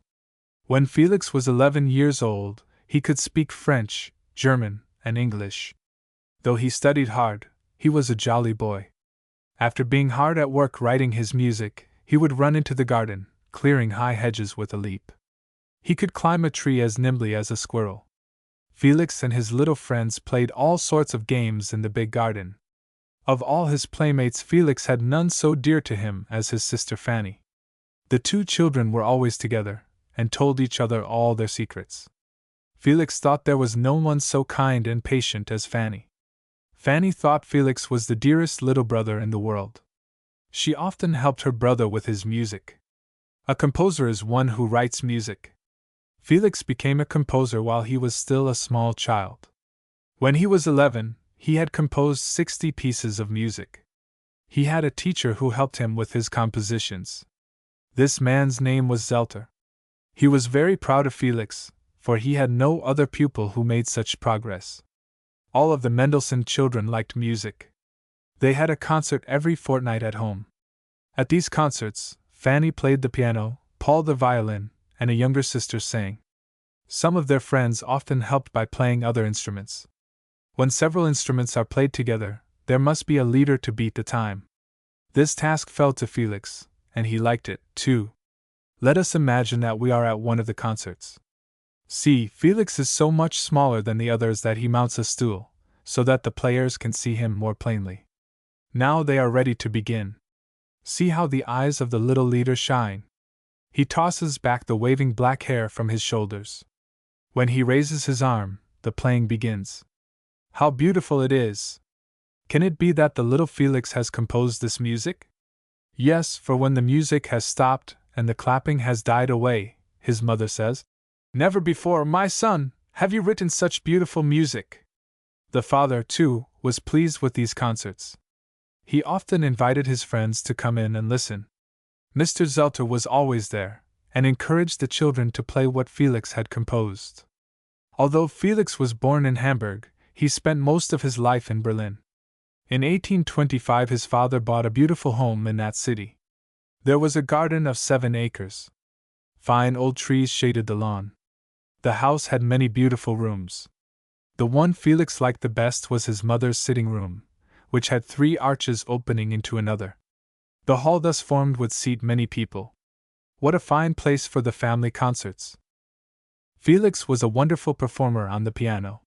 When he was 8 years old, he played better than many people who had studied for years. If his hands had not been so small, he could have done even better. When the lad was 9, he played at a concert given in a large hall. In his 13th and 14th years, Felix was very busy with his studies. He liked to play without his notes. He memorized selections from the works of the greatest musicians. He was especially fond of Bach's and Beethoven's music. In many of their studies Fanny did as well as Felix. How they enjoyed working together! They loved each other more and more as the years went on. Felix cared for no other praise so much as Fanny's. Goethe and Mendelssohn. All American children know and love the poet Longfellow. All German children know and love the poet Goethe. When Felix Mendelssohn was a little boy, Goethe was an old man. Many times Felix heard his father and mother speak of the great German poet. Often Felix and Fanny read his poems together. You remember that Mr. Zelter taught Felix music. Mr. Zelter and Goethe were great friends. Sometimes they wrote letters to each other. Sometimes the music teacher visited the poet at his own home. In the letters Mr. Zelter often spoke of his pupils in music. Once he wrote, "I want to show you my best pupil. May I bring him to your home?" You will guess, of course, that the best pupil was Felix Mendelssohn. After a few days the answer to the letter came. The poet said that he should be pleased to see Mr. Zelter and his pupil. Felix had not known that this visit was being planned. His teacher had told him nothing about it until the answer from Goethe arrived. Felix danced up and down for joy when he heard about it. He ran to tell Fanny the good news. He promised to write and tell her all about his visit. The parents were overjoyed at their son's good fortune, and made everything ready for the journey. In the fall of 1821, Felix and his teacher left Berlin. The lad was only 12 years old, and had never been away from home before. He wished very much that Fanny might go with him. Before he started, his mother gave him good advice. As he kissed her goodbye, he promised to remember all that she had told him. Felix was so anxious to see the great poet that he was glad when the journey was over. He stayed more than a fortnight in Goethe's house. Every day he played for his friend, who was delighted at his skill. Sometimes he played for 2 hours without rising from the piano. Felix received many letters from home. In one of these his father said, "My dear son, keep a strict watch over yourself. Be very particular in your behavior at meals. Speak clearly and to the point. Take pains to use the correct word. I have no need to remind you to obey your friend, for you are a good boy." One day Felix received a letter from his mother. How pleased he was. She said, "Would I were a tiny mouse, to have an eye on my Felix far away! I should like to see how he behaves as an independent lad. Snap up every word that falls from Goethe, for I want you to know all about him when you return." While Felix was away from home, he sent many letters to his parents. He wrote long letters to Fanny, too. In one letter he told what great friends he and Goethe had become. He said, "Every morning I receive a kiss from the great German poet. Every afternoon I have 2 kisses from my friend and father Goethe." Goethe was very much pleased with his little visitor. Felix was happy too. He liked to rise bright and early in the morning. What frolics he and the poet's grandchildren had in the great garden! They romped and ran all the morning, but in the afternoon Felix played for Goethe. Goethe's friends often came to hear Felix play. One morning, at 11 o'clock, the child was called in from the garden. When he entered the music room, he saw a number of guests, among whom was a prince. Felix was asked to give them a little music. Quickly he went to the piano, and opening it, played a few simple melodies. His listeners were charmed. Pleased with their praise, the little musician played on and on. The more the guests heard, the more they wished to hear. They begged the child to go on, so he played the music of his favorite composers for them. The perfect quiet of the room showed how much the company were enjoying the sweet music. The boy's happy face told how much pleasure it was giving him. From 11 in the morning until 10 in the evening Felix played, with only 2 hours' rest. Another time Felix played for other guests. Goethe said, "Well, come, you have played only pieces you know. Now we will see whether you can play something that you do not know. I will put you on trial." He went out and came back with a roll of music in his hand. He said, "Now we will try you. Do you think you can play this?" He placed some sheets of music on the piano. The notes were very small and closely written. The music was far from easy reading, but Felix played it, not making the slightest mistake. Indeed, one might have thought that he had practiced it for years. All the people clapped their hands except Goethe, who said, "That is nothing. Others could read that too. Now I will give you something you cannot do. Take care." He laid another paper on the piano. It certainly did look strange, for the notes looked like splashes of ink. Felix was surprised and laughed merrily, saying, "Who wrote that, Father Goethe?" Just then Mr. Zelter came up behind Felix and looked over his shoulder. "Why," he exclaimed, "that is Beethoven's writing. One can see that a mile off. He always writes as if he used a broomstick for a pen and then wiped his sleeve over the wet ink." The boy kept his eyes on the music. Goethe said, "I told you that you could not do it. Now begin." Without a word Felix began, and played it through once. He stopped several times, saying, "No, not that way." When he had finished he exclaimed, "Now I will play it to you." The second time not a note was missing. Once 3 members of the king's band were invited to Goethe's house. Mr. Zelter took them to the music room, where sheets of music were scattered all about. The musicians examined them. The notes were written in a firm, neat hand. On every sheet was the same name, Felix Mendelssohn. The musicians had never heard of such a composer, yet they thought that the music was fine. The three men took their instruments from their cases. While they were busy tuning them, Felix came springing into the room. He was a handsome, bright-looking boy, with clear and sparkling eyes. His waving black hair fell over his shoulders. After looking about him for a moment, Felix went forward and cordially shook hands with each of the musicians. Goethe had come in with Felix. Pointing to Mr. Zelter, he said, "My friend has brought with him a little gentleman from Berlin. He has already given us great surprise as a musician. We wish now to see if he can compose as well as he plays. Will you help me?" Turning to Felix, he gently stroked the lad's long, glossy locks, saying, "Let us hear what this young head has thought of." The boy took his notes at once, and gave each of the musicians a part. The little composer looked at the players with sparkling eyes. They laid their bows on their strings, and the performance began. When it was finished and the musicians laid down their instruments, Felix sprang up. He looked eagerly about him, for he wanted to hear something about his work. Goethe said, "Excellent, my boy! You have only to look at the faces of these gentlemen to see that your piece has pleased them. But they are waiting for you in the garden." Without a word, the boy left the room. After he had gone, the musicians began to talk of Felix. One of them said, "Did young Mendelssohn compose the music that we just played?" "Surely, a child could not have done such work," said another. They turned to Mr. Zelter, who said, "Felix did the work entirely alone." Felix never forgot the time spent under Goethe's roof. It was the beginning of a long friendship. When he went home, he had much to tell. The next autumn the boy paid a second visit to Goethe. He was accompanied by his father, mother, and sister Fanny. Goethe was happy to see his young friend again. They had not been in the house long, before Goethe went to the piano and opened it. He said, "Come, and wake up for me all the winged spirits that have long slumbered here. You are my David. If I am ever ill and sad, you must banish my bad dreams by your playing. But you may be sure that I shall never throw a spear at you as Saul did at David." After that, Felix visited Goethe many times. They often wrote letters to each other, and at holiday time they exchanged gifts. In 1832, when Felix Mendelssohn was 23 years old, the great poet died. Mendelssohn's Travels and Works. You must not think that Felix spent all his time in visits and pleasures. Indeed, his vacations came seldom and were very short. Most of his time was spent in hard work. He had learned to draw and paint nicely. He could speak French and English as well as his own language. He was fond of reading English books. He admired the works of Sir Walter Scott.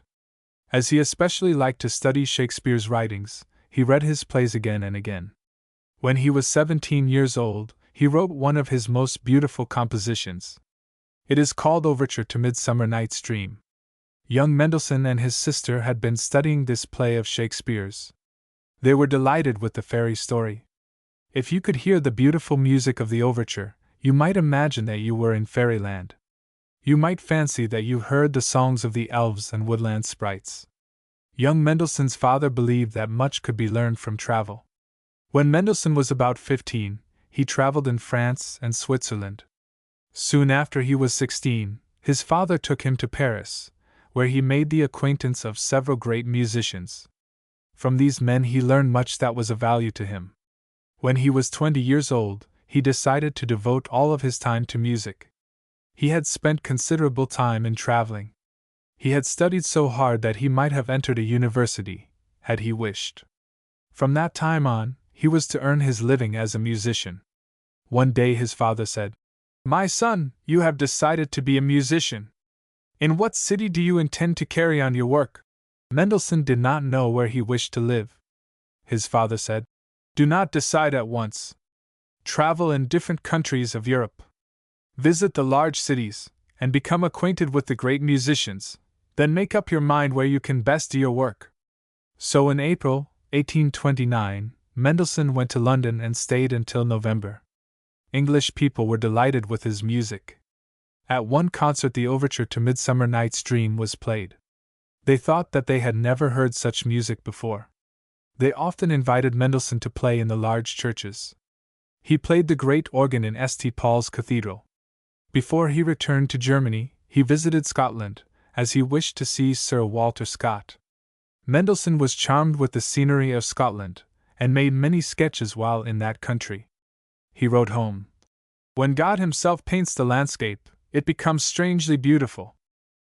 While in Scotland, Mendelssohn visited some islands near the coast. He had a stormy voyage on the Atlantic, but at last he reached land. On one of the islands is a noted cavern called Fingal's Cave. Mendelssohn visited this wonderful spot. He had never seen anything like it before. The cave was dark and filled with echoes. The grey sea moaned among the pillars of the cavern. The wind seemed to sigh and sob as it swept through the empty passageways. Mendelssohn often spoke of his visit to Fingal's Cave. When he returned to Berlin, his sisters asked Felix to tell them something about the noted cave. "It cannot be told, only played," he replied, and straightway seated himself at the piano. The music that he played told his sisters how the waves dashed against the rocky walls. It described to them the moaning and sighing of the wind. Later the music was written down. It is called the Fingal's Cave Overture. After several months spent in England, Mendelssohn returned to Berlin. After a little while, he went to Italy, visiting Rome, Venice, and Florence. He worked daily at his music. He visited the art galleries. He enjoyed meeting the leading musicians. From Italy, Mendelssohn journeyed to Switzerland. From there he went to Paris, where the Midsummer Night's Dream Overture was played. Leaving France, he went once more to London. While he was in the great English city, the first book of songs without words was printed. How could there be a song without words, you ask? Just as Felix, long ago, told in music the story of his walk in the woods, so now he told other stories with other music. One of the airs in the first book of songs without words is called the Hunting Song. What do you suppose you could hear in that music? Mendelssohn visited England many times. In the year 1842 he met Queen Victoria.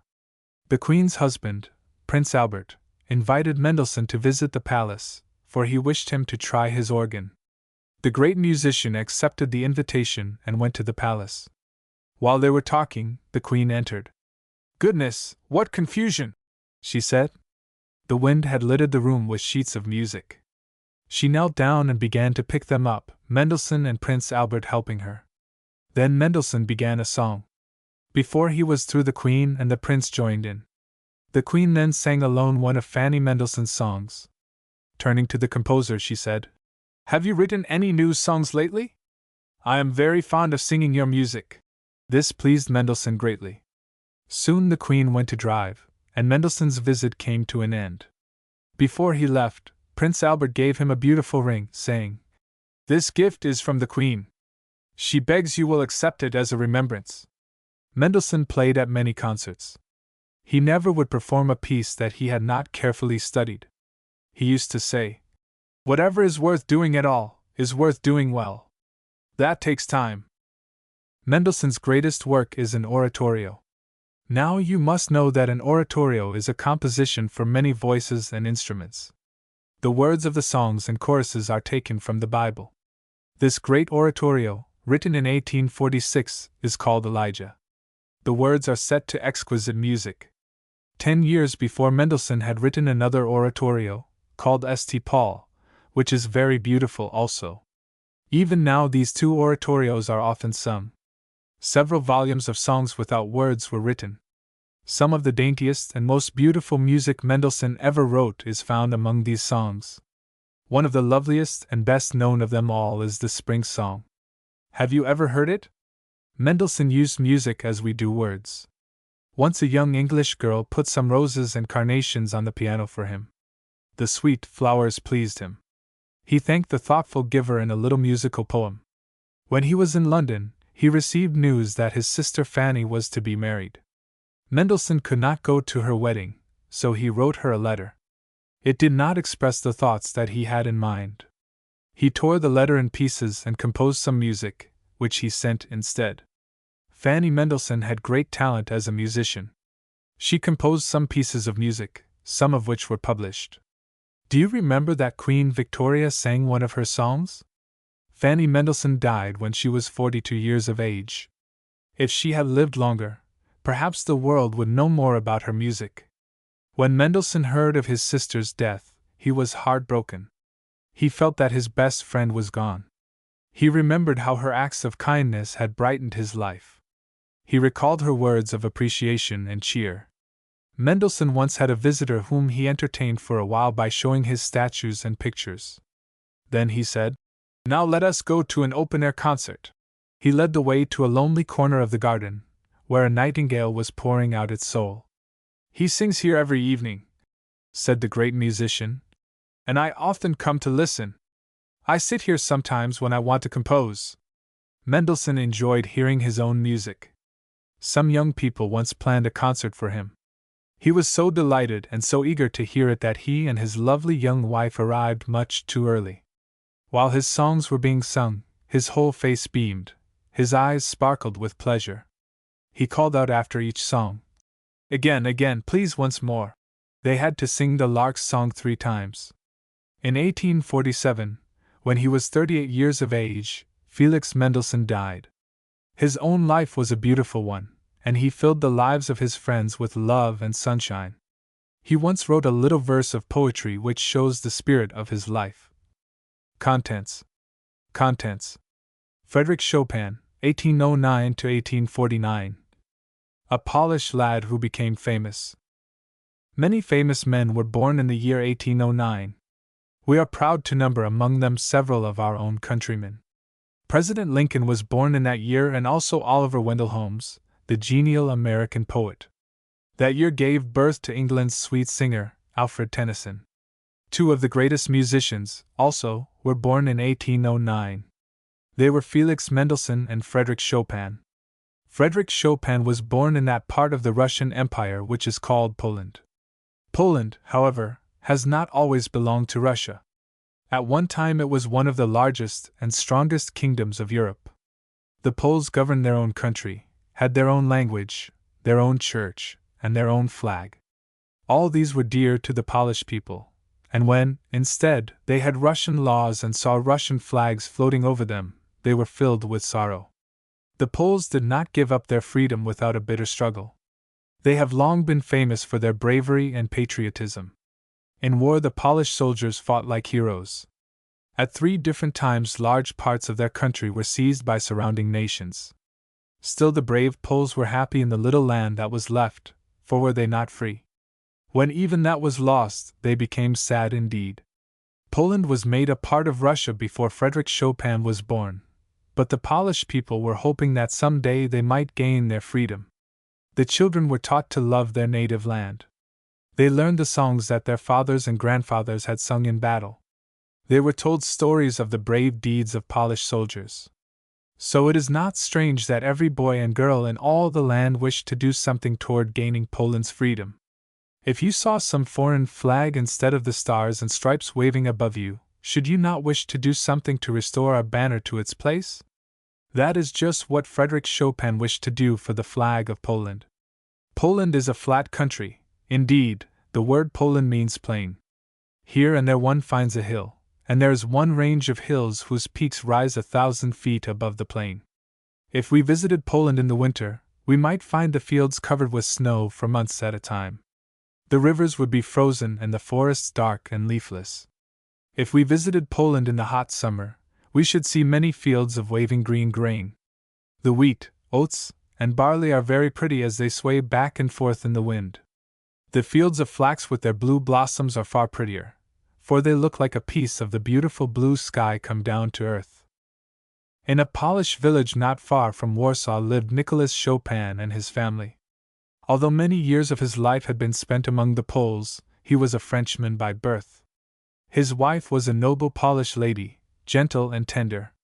In early manhood, Nicholas Chopin had left France to seek his fortune in Poland. He had served in the war and had been promoted to the rank of captain. When the wars were over, he became a tutor in a noble family. He taught a count's children the French language. Nicholas Chopin and his wife lived in a humble little cottage, and were very happy. They had 4 children, 3 daughters and a son. All of the Chopin children became famous. Frederick won for himself a worldwide fame. When Frederick was a little fellow, he could not hear music without crying. When he heard the songs of his country, tears filled his eyes. As the years passed by, he no longer wept at the sound of music. In truth, he grew to love it more and more, and chose to spend much time in its study. He liked the piano more than any other instrument. When he grew to manhood, his taste did not change, and the piano was still his favorite. Indeed, most of his compositions are for the piano. Frederick studied music with two of the best teachers in all Poland. He began his lessons when very young and learned rapidly. He once said, "No boy could wish for finer teachers than I had. The most stupid person could not help learning from them." Frederick certainly was not stupid, for he was invited to play at a public concert when he was not yet 9 years old. His good mother was proud that this honor had been shown her boy. She dressed him most splendidly in the native costume of Poland. Then, kissing him goodbye, she bade him do his best. At the concert, when the lad stepped out to play, all eyes were fixed upon him. All through the evening the people watched the beautiful child and marveled at his skill as a player. The modest little fellow did not dream that his playing was wonderful. He did not know that the people were interested in the different compositions that he played. He thought, in his childish way, that they cared only for his pretty clothes. When he returned home, his mother said, "Well, my son, what did the people like best?" "Oh, mother!" exclaimed the child. "Everybody was looking at my collar." When Nicholas Chopin taught the children of the Count, he was not only their tutor, but their friend. Later, when he set up a school for boys, he retained the friendship of the nobility.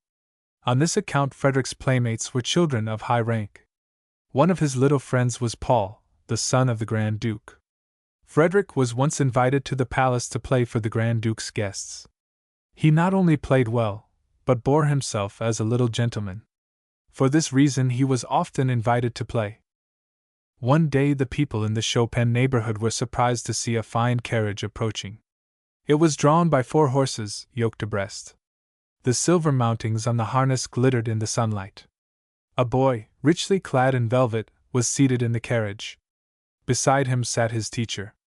The neighbors wondered not a little what brought the Duke's carriage to their street. They were surprised to see it draw up before the house of Nicholas Chopin. They were still more surprised when they saw the lad, Frederick, enter the splendid equipage and drive away. A great musician once gave 4 concerts in the town hall of Warsaw. She heard much, while in the city, of the talented boy, Frederick Chopin. She said, "I should like to see this child and hear him play." A friend took Frederick to visit the musician. She was so pleased with his gentle ways and fine playing that she made him a present of a watch. On it were engraved the words, "Given to Frederick Chopin at the age of 10." Frederick had no sooner begun music lessons than he began to compose. He composed music even before he knew how to use a pen. Often little melodies ran through his mind, and he wished that he could write them. He had not yet learned to write, so he asked his teacher to do it for him. When he was 10 years old, he wrote a march for the Grand Duke. The Duke was greatly pleased and had it arranged for the band. When the soldiers drilled or marched on parade, Frederick Chopin's march was often played. Although Frederick would have liked to spend all his time at his music, he was not allowed to do so. He went to school every day. His father often said to him, "I am glad that you do well in your music. However, you must not neglect your other studies." Frederick worked so faithfully in his father's school that, by the time he was 15, he was ready to enter the high school. His favorite studies were Polish history and literature. He often stood at the head of his class. Twice, while he was in the high school, he carried off the prize. Wherever Frederick went, his pleasing manners won him many friends. Indeed, even in after years, he was so thoughtful of others that he made few enemies. He often said, "My mother is the best of mothers. I can never forget the training that she gave me when a lad." If the boy had not remembered his mother's training so carefully, he would not have been asked so often to the homes of the great. He was once invited to spend his holidays with some friends in the country. Such great fun as he had that summer! There were walks and drives in the cool, shady forest. There were ponies and prancing horses to ride. There were birds to watch and flowers to pick. Oh, yes, there was fun and plenty for the boy. One day Frederick went into one of the rooms of his father's school. The master was not there. An assistant was in charge. The boys had become noisy and would not heed the commands of the teacher. Young Chopin noticed how unruly the little boys had become. He said, "If you will be quiet, I will tell you a pretty story." The boys promised. Frederick took his place at the piano, for he meant to tell them the story, in words? Oh, no, in music. If you had been there, the music would have told you just as plainly as words this story. Bold robbers set out from their cave in the hills to plunder a house. Nearer and nearer they come. At last the house is reached, and they halt. Noiselessly they place their ladders under the windows. They are just about to enter, when hark, there is a noise within. For a moment they stand still in their fright. Then off they run to the cave. There, where all is so dark and still, they lie down. Soon they fall fast asleep. When Frederick reached the end of the story, he played softly and still more softly. Looking up, he saw that the children, like the robbers, had fallen fast asleep. Alexander I, Emperor of Russia, was once in Warsaw. Frederick Chopin, who was becoming well known for his compositions, was invited to play for him. It is said that Alexander was greatly pleased, and in truth he must have been, for he gave Frederick a diamond ring. In the summer of 1826 Frederick went with his mother and sisters to a watering place. His father thought the young man had been working too hard and needed a rest. Sometimes he would wander about for hours, silent and thoughtful. At such times his friends knew that his mind was upon his music. Often he sat up till midnight working upon a mazurka or a waltz. He had a piano in his bedroom. Sometimes, when all the household were asleep, he would spring from his bed, rush to the piano, and strike a few chords. If the chords pleased the young composer, he would turn to his desk and write the notes before he forgot them. His parents thought that all this study, combined with his schoolwork, was more than Frederick ought to do. So off he was sent for a long holiday. While on his vacation, Frederick gave a concert, for which many tickets were sold. All of the money was given to two children, who had lost their mother. Frederick's heart had been moved to pity when he heard their sad story. He rejoiced when he knew that enough money had been obtained to send the little orphans home. Chopin's early manhood. It was not until Frederick Chopin graduated from the high school that it was decided that he should devote all of his time to music. This decision gave him great joy. He immediately set out with a friend for Berlin. Of all the music that Chopin heard there, he liked none so well as Handel's. He met Mendelssohn and many famous musicians during his visit. At the end of a fortnight he returned to Warsaw, making the trip in a stagecoach. At an inn in a small town the coach stopped to change horses. The travelers were told that they must wait an hour.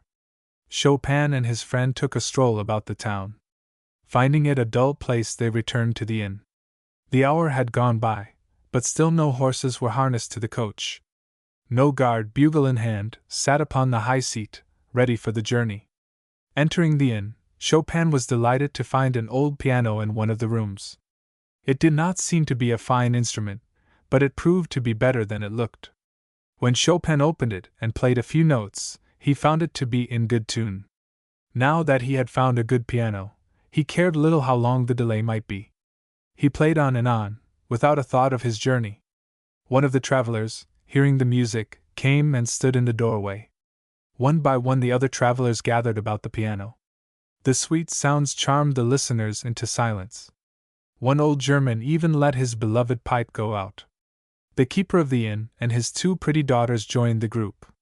Chopin, forgetful of time and place, continued to play, and his audience, silent and full of wonder, continued to listen. They were suddenly startled by a deep voice. "Gentlemen, the horses are ready!" The innkeeper roared at the intruder, and the passengers cast angry glances at him. Chopin started from his seat, but was surrounded by his new friends. They begged him to continue his playing. "But we have been here some time," said Chopin. "We must depart now." "Stay and play, noble young artist!" cried the innkeeper. I will furnish you the fastest horses, if you will stay but a little longer. They all pressed round, urging Chopin to remain. Seating himself, he played even more beautifully than before. When the last tones had died away, the innkeeper exclaimed, "3 cheers for the young Pole!" At this all joined in and the room rang with their lusty shouts. While Chopin played a last mazurka, the ladies filled the pockets of the coach with wine and dainties. When at last he rose to go, the innkeeper seized him in his strong arms and carried him to the coach. In after years, when Chopin had received the praises of all Europe, he used to tell the story. He said, "My success in the old inn and the cheers of those music-loving Germans are dearer to me than any other praise that I ever received." A few months after his return to Warsaw, Chopin visited Vienna. His friends urged him to give a concert, and at last he consented. The concert, given in the opera house, was a great success. The people of Vienna were surprised that a youth of 19 could produce such music. They never dreamed that so great a musician could come from Poland. Chopin had been at home but a short time when war broke out in Poland. He was very eager to join the army, but his parents would not give their consent. Even if he had gone to the wars, he could never have used a sword. His hands were too small and delicate for such work. When Chopin found that he could not fight for his beloved country, he turned to his music. In a few years he had written scores of compositions. Few of them have pretty names. He simply called them waltzes, marches, and mazurkas. Chopin in Paris. In 1831 Chopin set out for Paris. He visited a number of cities and gave many concerts on his way. He was glad to arrive in France, for it was his father's native country, and he had long wished to visit there.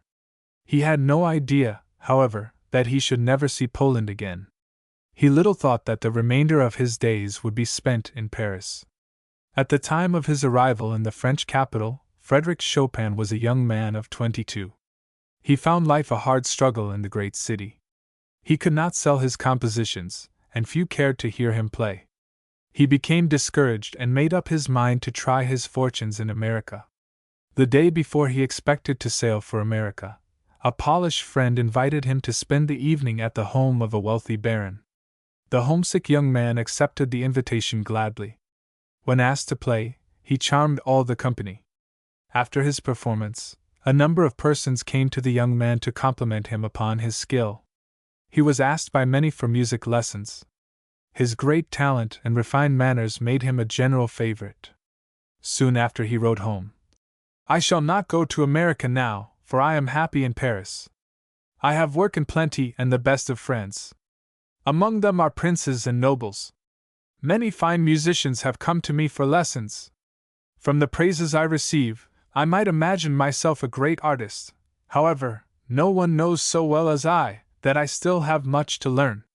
During these years Poland was in great distress. Many Poles who had lost both home and fortune went to Paris. Chopin showed great kindness to his needy countrymen. He was glad to do all that he could for them, often sharing his lodgings with some homeless Pole. He could not fight for his country, but he did all in his power for the Poles in Paris. Franz Liszt was one of Chopin's intimate friends. One evening, when several musicians were together, Liszt played one of Chopin's compositions.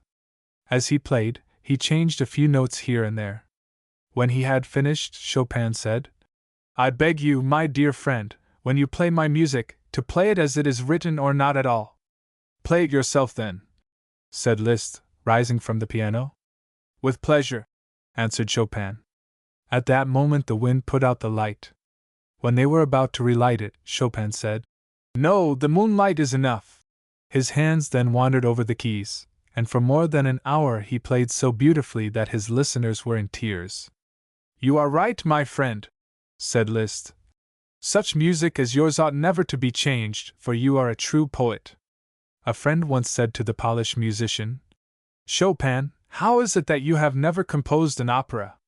"Ah, my friend, let me compose nothing but music for the piano. It takes a much wiser man than I to compose operas." Chopin had brought many compositions with him when he came to Paris. After the year 1832 he composed very rapidly. Among the music written at that time were marches, rondos, and mazurkas. These were the things he loved to write, but the music composed in Paris was far better than that written in Warsaw. One of Chopin's most noted works is his Funeral March. Its tones are sad and mournful but wonderfully beautiful. In 1835, Frédéric Chopin visited Germany. He had heard much of Clara Wieck's skill as a pianist and wished to know her. He met her in Leipzig, at her father's home. She played for him a sonata of Schumann's. When she had finished, those present asked Chopin to play. At first he refused, but they begged so earnestly that at last he took his place at the piano. He touched the keys with a wonderful, fairy-like lightness, and the tones which came from the piano were pure and delicate. As in France, so in Germany, he was everywhere hailed as the greatest master of the pianoforte. While Chopin was in Germany, he spent much time with his friend, Robert Schumann. Together they visited an excellent pianist, at whose home they spent several hours. Chopin charmed his small audience by his playing. No sooner had he left than his hostess sent to the music shop and bought all of Chopin's compositions that could be had. When Chopin was about 30 years of age, he lost his health. Hoping that he might improve, he went to an island in the Mediterranean. Although he seemed better for a short time, he never regained his strength. The year before his death he visited England and Scotland. He never liked to play in public, much preferring to play for a few friends, for a crowd made him timid. However, in London he gave a concert for the benefit of the distressed Poles. Frédéric Chopin died in the arms of his sister, in Paris, in the autumn of 1849. As he lay dying, he asked a friend to sing for him. In low, soft tones she sang a psalm. When the chant was ended, the great musician passed away. When Chopin was laid to rest, all of the great musicians of Paris attended his funeral. His own beautiful funeral march was played. All who knew Chopin felt that they had lost a gentle and loving friend. As a writer of music for the pianoforte, Chopin stands at the head. In America alone, more of his music is sold each year than was sold during the whole of his lifetime. Contents. Robert Schumann, 1810 to 1856. Boyhood of Schumann. Left face! Forward march! Clear rang out the words of the little commander. Quickly the straight ranks moved across the playground. Back and forth they marched, every one in step. When the drill was over, the little general dismissed his troops. Day after day the boy soldiers drilled on the playground. Each day they chose a color bearer, but the commander was always the same. Among all the boys, no other made so good a general as Robert Schumann. Although his manner was gentle, the lads knew that his orders must be obeyed. Robert Schumann was born in a quaint little Saxon town in Germany. His birthday was the 8th of June 1810. His father, a studious man, kept a bookstore in the town. His mother was a good woman, busy caring for her 5 children, of whom Robert was the youngest. One of Robert's grandfathers had been a surgeon and the other had been a minister, so why it was that Robert cared for music no one knew. But care for it he did with all his heart. He was the happiest boy in all Saxony when his father told him that he might study music with the organist at St. Mary's. He was 7 years old when he had his first lesson. By the time he was 8, he could compose dances for his little friends. His teacher was proud of the lad and often said, "Robert, God has given you a great talent, and very precious is such a gift. Use it well." Robert once thought of a new game, which afterward became a great favorite with his playmates. The game was once carried on in this way. Robert went to the piano and played for several minutes. Then, turning about, he said, "Whom was I describing in that music?" All the children shouted, "Franz!" That was the very person Robert had in mind, and the music had told the children very well that it was none other than the merry, laughing Franz. Then the young musician turned to the piano again. The music was no longer bright and gay, but low and sweet. When the last note had been played, the children clapped their hands and exclaimed, "Robert, you are a capital player! You have told us as plainly as can be that you were thinking of little Gretchen." When Robert Schumann was 9 years old, he attended a concert given by a young English musician. The young Englishman played remarkably well. Robert had never heard such music before. He wondered if he could ever be so skillful. At least, he said to himself, I can try. From that moment, the desire to become a musician never left his mind. He always kept a program which the pianist had touched, and every time he looked at it he thought, each day I must do my best. I shall succeed in no other way. Sometimes Robert forgot his good resolutions. He had much rather play pretty tunes than practice his scales. It was not so pleasant to toil over his lesson as to play the songs that he liked. When he grew older, he saw the mistake he had made and tried to make up lost time by working at his music in earnest. Robert Schumann was interested in his studies at school and in the games on the playground, but most of all he was interested in music. He formed an orchestra which consisted of 2 violins, 2 flutes, a clarinet, and 2 horns. Robert was conductor of the orchestra and played the piano. This piano was a fine instrument, a gift to Robert from his father. When the little leader could find no music which his musicians could play, he composed some for them himself. Let us do our best with this concerto, Robert often said to the boys of the band, that my father may be pleased when he comes.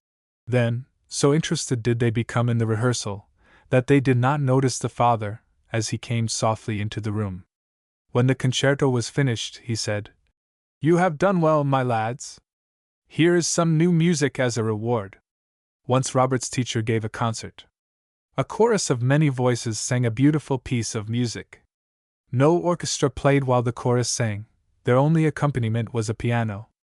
The audience was amazed to see a small boy take his place at the instrument and play the accompaniment with skill. The boy was Robert Schumann. While Robert was in the high school, he set the 150th Psalm to music. He composed not only the music for the singers, but also an accompaniment for the orchestra. About this time, too, he often appeared in public concerts. In 1825 Robert's father died. The boy felt his loss keenly, for no one else had encouraged him in his music as his father had done. His mother loved him dearly, but she wished that he might become a lawyer rather than a musician. She hoped that he might graduate with honors from the law school. She dreamed that her boy might one day become the finest lawyer in the empire. Schumann, a law student. At last the long course at the high school was completed. Then Robert Schumann left his native town and journeyed to Leipzig to become a student of law. He had no desire to be a lawyer, but he loved his mother too dearly to disobey her wishes. Now Robert should have spent every moment at his studies, and he knew this all too well. Instead, he spent many, many hours with his loved instrument, or with friends who cared for naught but music. He did not mean to slight his work, for he had made up his mind not to disappoint his mother. He wrote her from Leipzig, I have no taste for the law. My studies are dry and irksome, but I have resolved to become a lawyer. When a man determines to succeed, he can indeed do all things. At the time that Schumann was attending the university, Friedrich Wieck was one of the best piano teachers in Germany.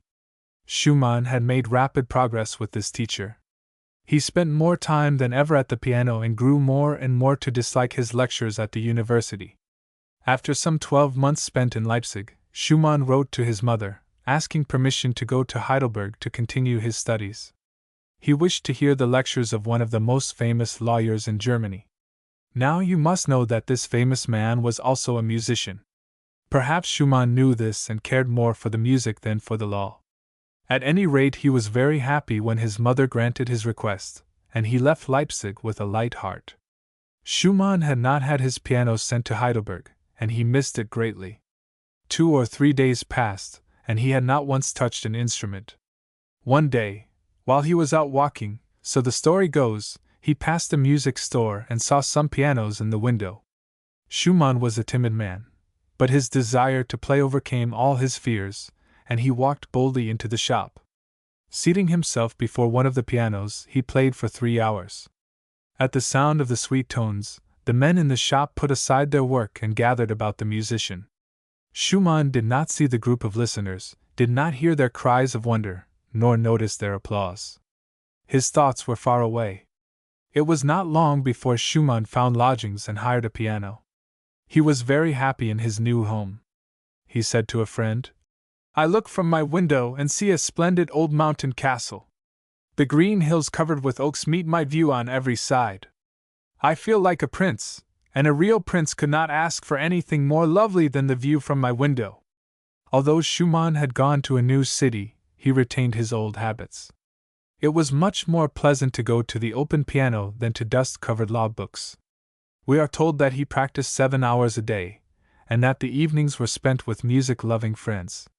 Yes, life was bright and happy for Schumann then. Every moment that he spent among his law books was hard work for Schumann, but he would practice a sonata or a symphony for hours at a time and consider it mere play. He was often invited by his friends to take long drives. Even on these little pleasure trips, he always carried a dumb keyboard with him. On it his fingers performed the most difficult passages, as the carriage rolled over the broad avenues of the city or by the side of some winding stream. It was in 1828 that Schumann went to Heidelberg, and in September of the same year he took a little trip into Italy and Switzerland. He talked but little of the grand old mountains, the clear Swiss lakes, and the blue Italian skies. Though he said nothing, the beauty of it all sank deep into his soul, and every song which he wrote afterwards was the sweeter for it. On this journey Schumann heard some of the greatest musicians of his time. One of these was a violinist famed for his skill. As Schumann listened, he thought, "I should be perfectly happy if I could play as well on the piano as that man plays upon the violin. I need try no longer to become a lawyer. It is of no use. When I return to Heidelberg, I shall ask my mother's permission to devote all my time to music." The letter was written. Before the mother made reply, she wrote to Leipzig and asked the advice of Frederick Wieck, Robert's former teacher. In response he wrote, saying that it might be a good plan to give Robert 6 months to show what he could do as a pianist. So it was decided that Schumann should give up law and study music in Leipzig. Schumann the musician. In Leipzig, Schumann found lodgings near Wieck's home and again took up his music studies. He was so anxious to excel that he was willing to begin with the simplest music, although he could read a concerto at sight. He practiced even more than his teacher thought was best. The third finger of his right hand seemed weaker than the other fingers. In order to make it strong, he fastened it in a strained position and kept it so for hours at a time. Instead of the hand growing stronger, it became crippled. This made Schumann very sad. He knew then that he could never become a master of the piano. He did not, however, give up his music, though he could play so little. The hours formerly spent in practice were now used for composition. Had it not been for the change in Schumann's plans, perhaps he would have become famous in Germany only as a pianist, but now the world knows him as a composer. It happened that Schumann met in Leipzig a young girl, who loved music with all her heart. She was Clara Wieck, the winsome daughter of Robert's teacher. She had a marvelous talent for music and even when a child played the piano with remarkable skill.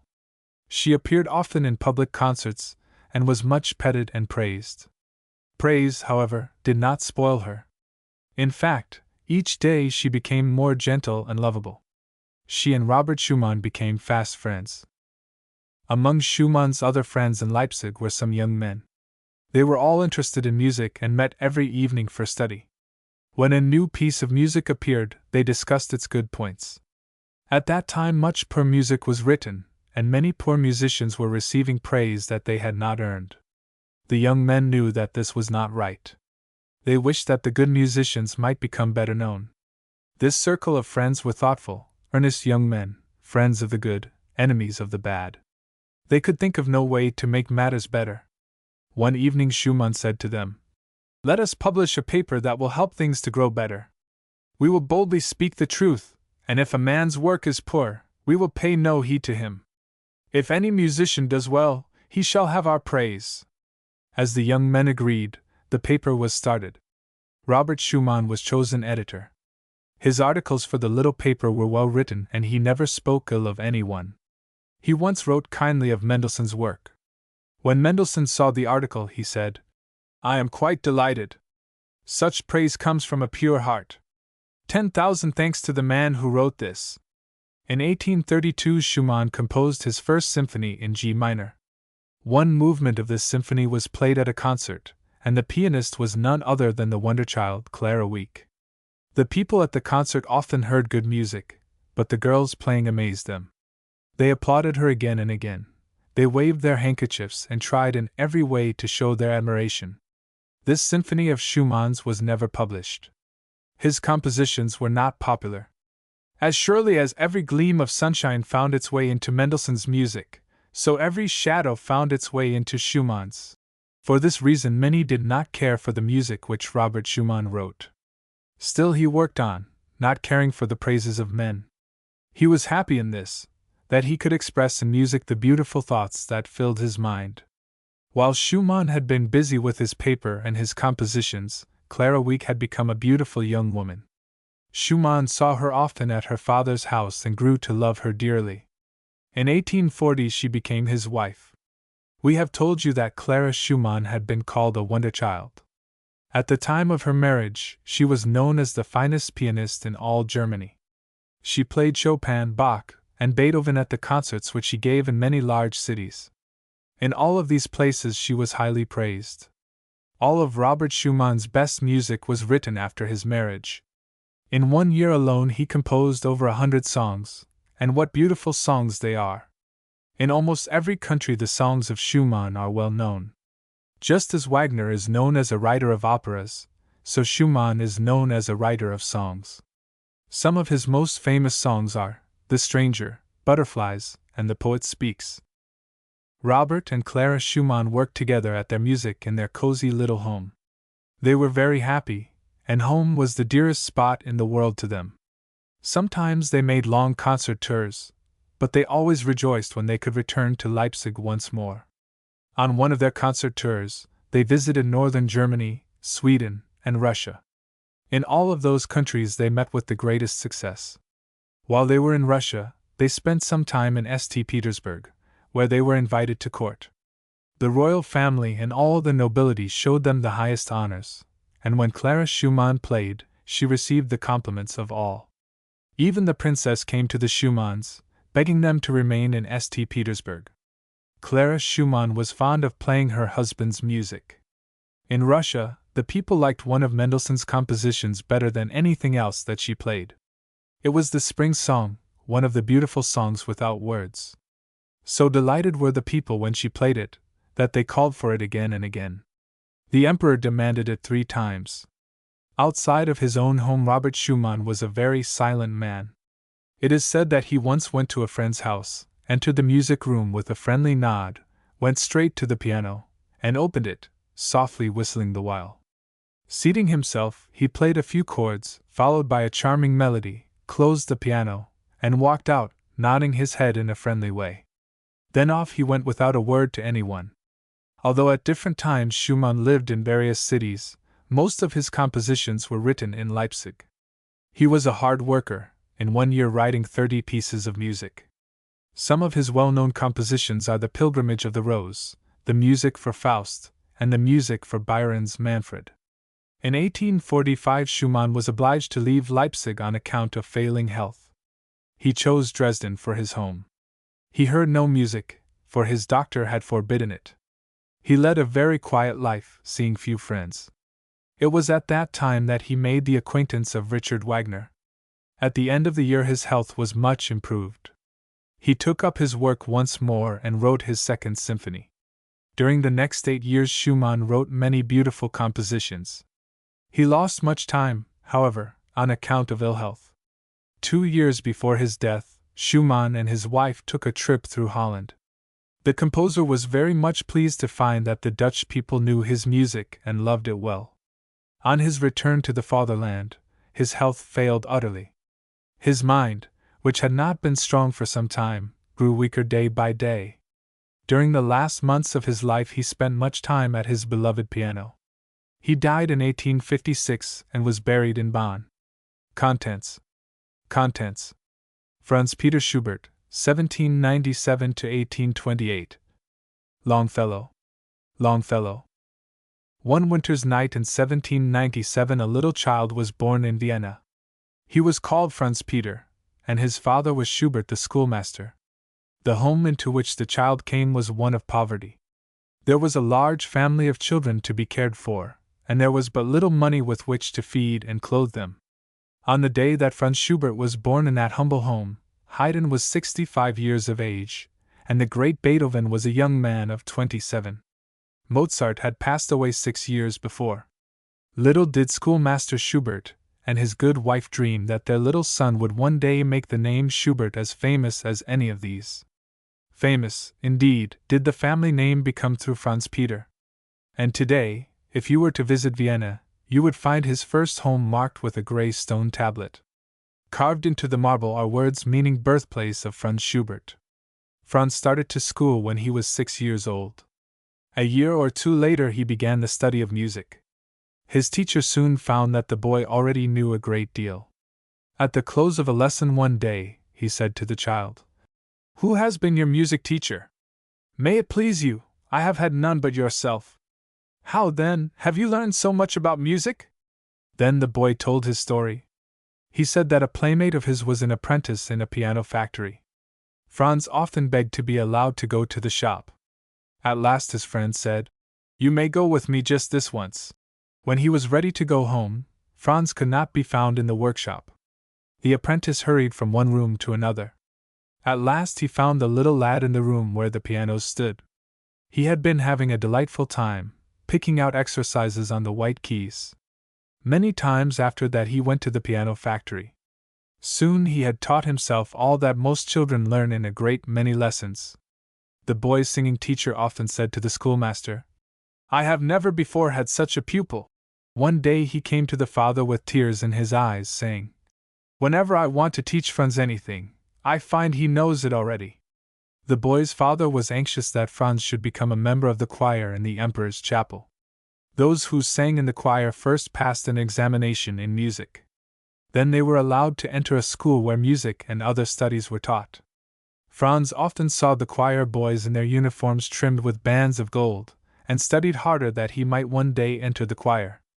When he was 11 years old, he passed the examination. The chapel master said, "You sing well, indeed, my boy."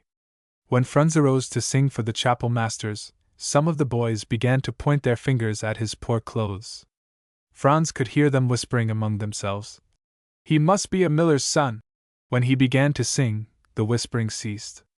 The sweet, pure tones filled the great room and the silence was unbroken.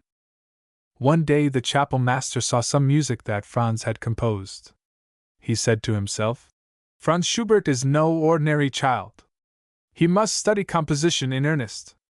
He shall have the finest harmony teacher." Franz and his new teacher became fast friends. The lad was eager to learn, but the master found little to teach. He used to say, "He has already learned everything, and God has been his teacher."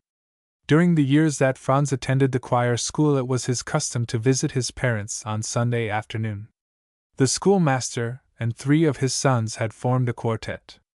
The father played the violoncello, Franz the viola, and the others the first and second violins.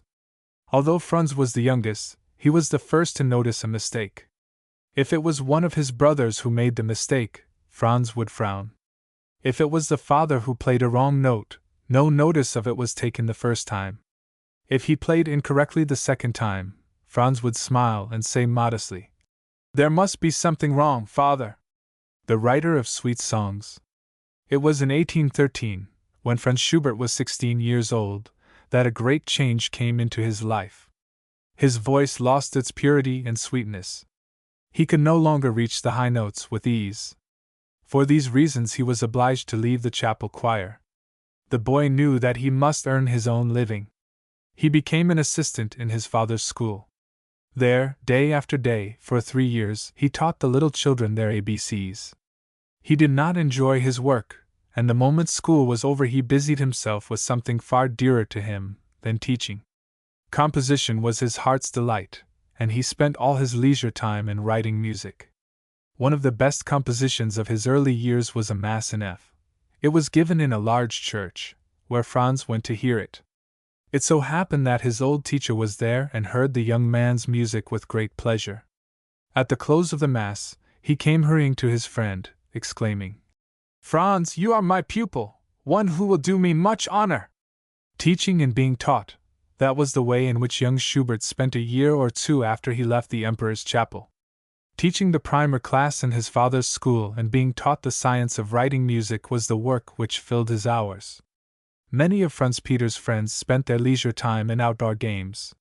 Should you not think that young Schubert would have been glad to join them when school was over? He often wished that he might join his comrades, but he would say, "No, I cannot go. There is much work to be done." Few composers ever spent so busy a year as did Schubert in 1815. Indeed, it was the busiest year of his life. In those 12 months he composed church music, operas, symphonies, and 100 songs. He never wrote songs more tender or sweet than those written at that period. Often, when Schubert read a poem that pleased him, he set it to music. The words of many of his songs are the poems of some of the best German writers. He was particularly fond of Goethe's works and set many of his poems to music. The words of two of Schubert's most beautiful songs, The Erl King and Gretchen at Her Spinning Wheel, were written by Goethe. Although Schubert wrote so many beautiful songs, the German people knew little about them. Perhaps they might never have known them well, had it not been for a good friend of Schubert's. This man was a singer. He admired Schubert's songs and sang them well. In fact, he sang them at almost every concert in which he appeared. He it was who first gave the Erl King in public. There is a story telling how Schubert chanced to write the well-known song, Hark, Hark, the Lark. Returning one evening in July from a long walk, he strolled into the park to rest. On one of the benches he found a friend reading Shakespeare. When his friend had finished reading, Schubert picked up the volume.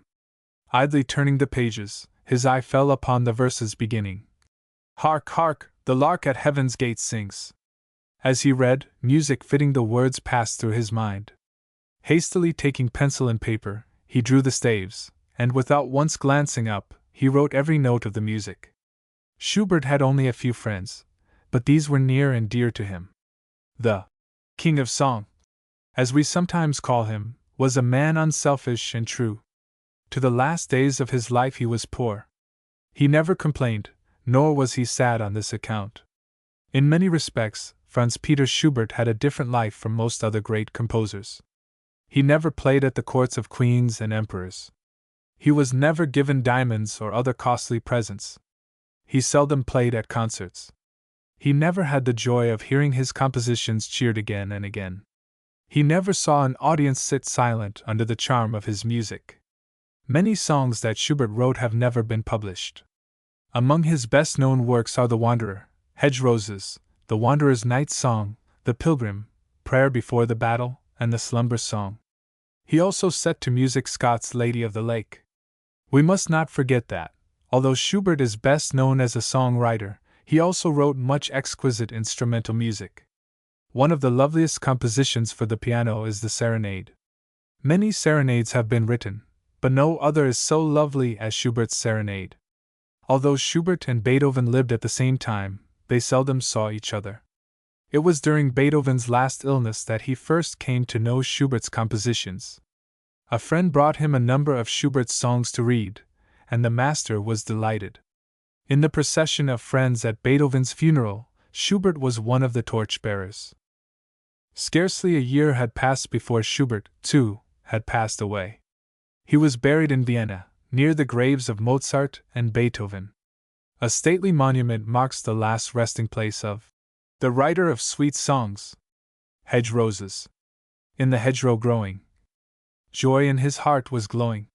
In the hedgerow growing. In the hedgerow growing. Thus reproof bestowing. In the hedgerow growing. In the hedgerow growing. With pain his hand is glowing. In the hedgerow growing. Goethe. Goethe. The wanderer's night song hath slumber blessed. Thou too shalt rest. Thou too shalt rest. Goethe. Goethe. Contents. Contents. Richard Wagner, 1813–1883. Early life of Wagner. Richard Wagner was born in Leipzig in 1813. He was the youngest of a family of 9 children. His father died when Richard was only a baby. Mrs. Wagner was left with a large family of little children to care for. Her eldest son was a lad of but 14 years of age. After her husband's death, Mrs. Wagner received a small pension from the government. She was a thrifty little woman and made the best use of every penny of her small income. It was not sufficient, however, to feed and clothe her large family of boys and girls. An old friend of the father came to her aid. He helped the Wagner children in many ways. In 1815 he became their stepfather. Shortly afterward they moved to Dresden. The children's new father was an actor, and he had been appointed to a position in the Royal Theatre in that city. In a few years the 4 eldest brothers and sisters became actors also. The boy Richard heard nothing talked about so much as music and the theatre. When he was allowed to go to the theatre he clapped his hands for joy. When his mother thought it best that he should stay at home, he was sometimes naughty. He would stand in a corner and cry. Richard was a delicate child and on this account was greatly petted. Up to the time that he was 9 years old, he had no lessons either at school or at home. He spent his time with his stepfather. The 2 good friends took many long rambles into the woods. On these little trips Richard took a sketchbook and pencil. His father tried to teach the boy to draw, but soon made up his mind that Richard would never become an artist. At that time almost every family in Germany had a piano. There was one in the Wagner household. Richard's mother managed to give her little daughters music lessons, but Richard had none. He was not even taught his notes. He sometimes fingered and thumbed the keyboard as every boy likes to do. The bits of music that he could play he had learned by ear. He heard his sisters practicing their music lessons. He liked one piece that they played better than any other. It was a wedding song. He heard it played so often that he could hum it to himself. One day, when alone, he went to the piano and tried to play it. The first time he was not pleased with his efforts, but the second time he could play it perfectly. His mother, overhearing, stopped her work to listen. Richard's stepfather was ill at this time. When his wife told him how well the boy had played the wedding song, he was delighted. Richard was asked to play it again. He did so, and his father said, "Can it be that the child has a talent for music?" Soon after the stepfather died. As Richard grew to manhood his father's words came back to him again and again. It was 6 years, however, before he began really to work at music. In 1822 it was decided that Richard should attend a boys' school in Dresden. For some time his uncle had been helping the lad with his lessons. He was to enter a school that he might have more studies. School opened on the 22nd of December. The Wagner children were all busy preparing for the Christmas tree. The 3 days before Christmas were always such happy days in this German home. Richard did not wish to begin school until after the holidays, so he coaxed and pleaded to stay at home. His wise mother would not give her consent, for she did not wish him to miss even a day at school. But he begged that he might just help trim the tree, and was allowed to rise at dawn to do his share. Richard Wagner always spoke very tenderly of his mother. He called her his dear little mother, and after years he said to a friend, "I cannot see a lighted Christmas tree without thinking of my mother. I cannot keep the tears back when I remember how she toiled to give her children pleasure." At school, Greek was Richard's favorite study. He liked history and geography also. He was a patient worker, and never gave up a point before he had mastered it. For 5 years he remained at the school in Dresden, working so well that he became a favorite with his teachers. During these years he had a few piano lessons, but made little progress. In 1827 Richard's mother moved to Leipzig, and for 3 years the boy attended school there. Later he entered the university in that city. When Richard was about 15 years old, he listened to some of Beethoven's music for the first time. The boy thought the symphonies of that great composer were the most beautiful that he had ever heard. They ran through his mind all the day, and he dreamed of them at night. He thought Beethoven the greatest composer in the world. He longed to be like him. Richard now decided how his life should be spent. He, too, would be a musician. Then for the first time young Wagner worked at his music in earnest. He had an excellent teacher who encouraged the boy to do his best. The lad soon began to write music. Beethoven, the great composer, was his daily study. He knew much of the master's music by heart. The Ninth Symphony was his especial favorite. Wagner and his work. The early years of Wagner's manhood were spent in different cities of Germany. Sometimes he was leader of a chorus. Sometimes he was composing operas. At all times he had a hard struggle to support himself. His compositions were not popular, for no one had ever written such music before, and the people could not understand it. It was while Wagner was managing an opera company in a small German town that he was married. He and his wife soon went to the eastern part of Germany, but did not remain there long. They were heavily in debt. Wagner was paid little for his work and had no idea how to save his earnings. Stories reached his ears of the large sums of money which composers received for their work in Paris. He resolved to go to France. In Paris he met with disappointments and failures. He had wished to have one of his operas sung there, feeling sure that the French people would admire his music after hearing it. But the Paris Opera Company would not even consent to sing it. Then Wagner tried to obtain some position as a musician. He was willing to take the poorest appointment and do the hardest work, but he failed. For many months the Wagners, sad and lonely, lived in Paris. After 3 weary years in France, Wagner returned to his native country. How happy he was to see the land of the Rhine! He said to his wife, "Is it not good to be in the fatherland again?" When he lived in Paris, he wrote an opera and sent it to Dresden. It was accepted, and the opera company of that city sent for Wagner to come to take charge of the music. This took place in 1842. 3 years before, he had left Germany because the people did not care for his music. Now they were glad and proud to welcome him on his return from France. After several weeks, all was ready for the first performance of Wagner's opera. The theater was crowded. The singers who took part had said much in praise of the music, and everyone was anxious to hear it. They were not disappointed. Indeed, they all praised it highly, and Wagner became the hero of the hour. Not long after this, another of Wagner's operas was sung in Dresden. It is called The Flying Dutchman. It was so well liked that everyone in the city was glad to honor the composer. That made Wagner very happy. His life was filled with joy, for he was doing the work that he loved. How different were these days from those spent in Paris, those days of hunger and poverty. Now that all was sunshine and happiness, Wagner's life in France seemed like a bad dream. Tannhauser, one of Wagner's greatest operas, was written in Dresden. Sung for the first time in 1845, it was even better liked than his first 2 operas. After it had been given, people stopped the composer on the streets to give him words of praise. The best loved of all Wagner's works is Lohengrin. Not only in Europe is this opera known and loved, but in America as well. In 1848 Wagner was obliged to leave the country on account of political troubles. Switzerland became his home. The beautiful scenery there afforded the composer much pleasure. The snow-capped Alps could be seen all about, and in many places clear mountain lakes reflected the blue skies above. Wagner lived in Switzerland about 10 years. In that time he composed several operas. He wrote not only the music for these operas, but the words as well. The words alone form beautiful poems. 4 of the operas written in Switzerland tell the old fairy story of the gold hidden at the bottom of the Rhine. Indeed, the first one of them is called the Rheingold.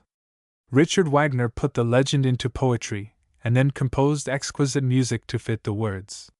While Wagner was in Switzerland, the German people were learning to love his music more and more. You remember that Lohengrin was written just before he left Germany. At that time it had not been sung. Franz Liszt, a friend of Wagner's, became greatly interested in Lohengrin. Under his direction it was sung in a small town. All who heard it liked the beautiful story and still more beautiful music. Soon nearly everyone in Germany had heard Lohengrin, the beautiful opera of the Swan Night. Wagner, far from home, was cheered by the news that his opera was well liked. He longed to hear it himself. He said, "Nearly every German has heard Lohengrin. Soon I shall be the only one who has not heard it." After many years Wagner returned to the fatherland. He and the King of Bavaria became great friends. The king had heard Lohengrin sung many times. It was his favorite opera. It is said that he used to dress himself in armor like Lohengrin's and sail about the lake in a swan boat for hours at a time. The king thought the theaters in Germany were not well built. He thought that a special opera house should be erected in which Wagner's operas could be given. Plans were made and a model opera house was built. Many people throughout Germany became interested in Wagner's opera house, as it was called. The money that they gave, with the sum given by the king, paid for the building. The building, which Wagner himself planned, is still used, and Wagner's operas are still sung there. The last opera that Wagner composed is called Parsifal. Many think it is finer even than the Rheingold and Lohengrin. Like Lohengrin, it tells a story of the Holy Grail. In 1870, Wagner was married for the second time. The last years of his life were spent in Venice, with his wife and children. Theirs was a bright and happy home, for the gentle Wagner was a kind and loving father. All the people of Venice loved him. In a short time, all the poor and needy of the city knew the great-hearted man, for he was ever ready to help those in trouble. Wagner's unselfish life and sweet character won him many friends. At his death, people on both sides of the Atlantic mourned for him.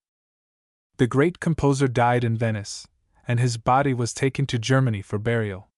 At every station on the way to Germany, fresh flowers were scattered on the casket. The king sent a beautiful wreath, on which were words meaning, "To the deathless one." Lohengrin. The Holy Grail. An old, old story of the cup from which Christ drank has come down to us through the ages. This cup was called the Holy Grail. At Christ's death, an angel bore the cup away. It was taken to a far-off castle, where it was hidden from the sight of men. The knights of the castle guarded the Grail well, for it was a sacred treasure. When once a year the Holy Grail was unveiled, a white dove flew down from heaven and hovered over it. Only the pure in heart could see the cup. Throughout the year the knights performed righteous deeds that they might be worthy to look upon the Grail. The knights of the castle were brave men and true, and they fought for none but those who battled for the right. Victory was theirs, and they conquered through the power of the truth. The coming of the night. In the 10th century, Henry was king of the Germans. Once each year the king visited all of his provinces. It was the custom for the people to ask him to settle any disputes that had arisen during the past year. On one of these visits, so the story goes, the king found the people of one province in great trouble. As they had no ruler, the king sent forth a messenger to tell the people to meet him the next day on the bank of the river. The day dawned bright and clear. The king took his seat on the throne which had been placed for him in the shade of the great oak of justice.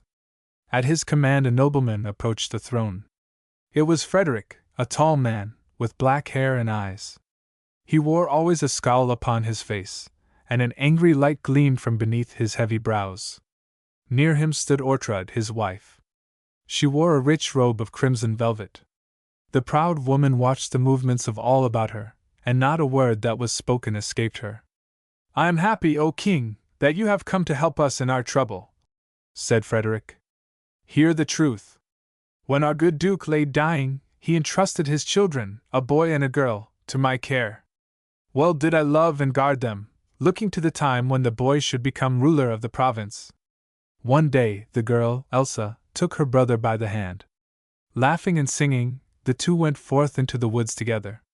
Elsa returned alone, saying that her brother was lost in the wood. Her eyes were red with weeping, and her voice trembled when she spoke.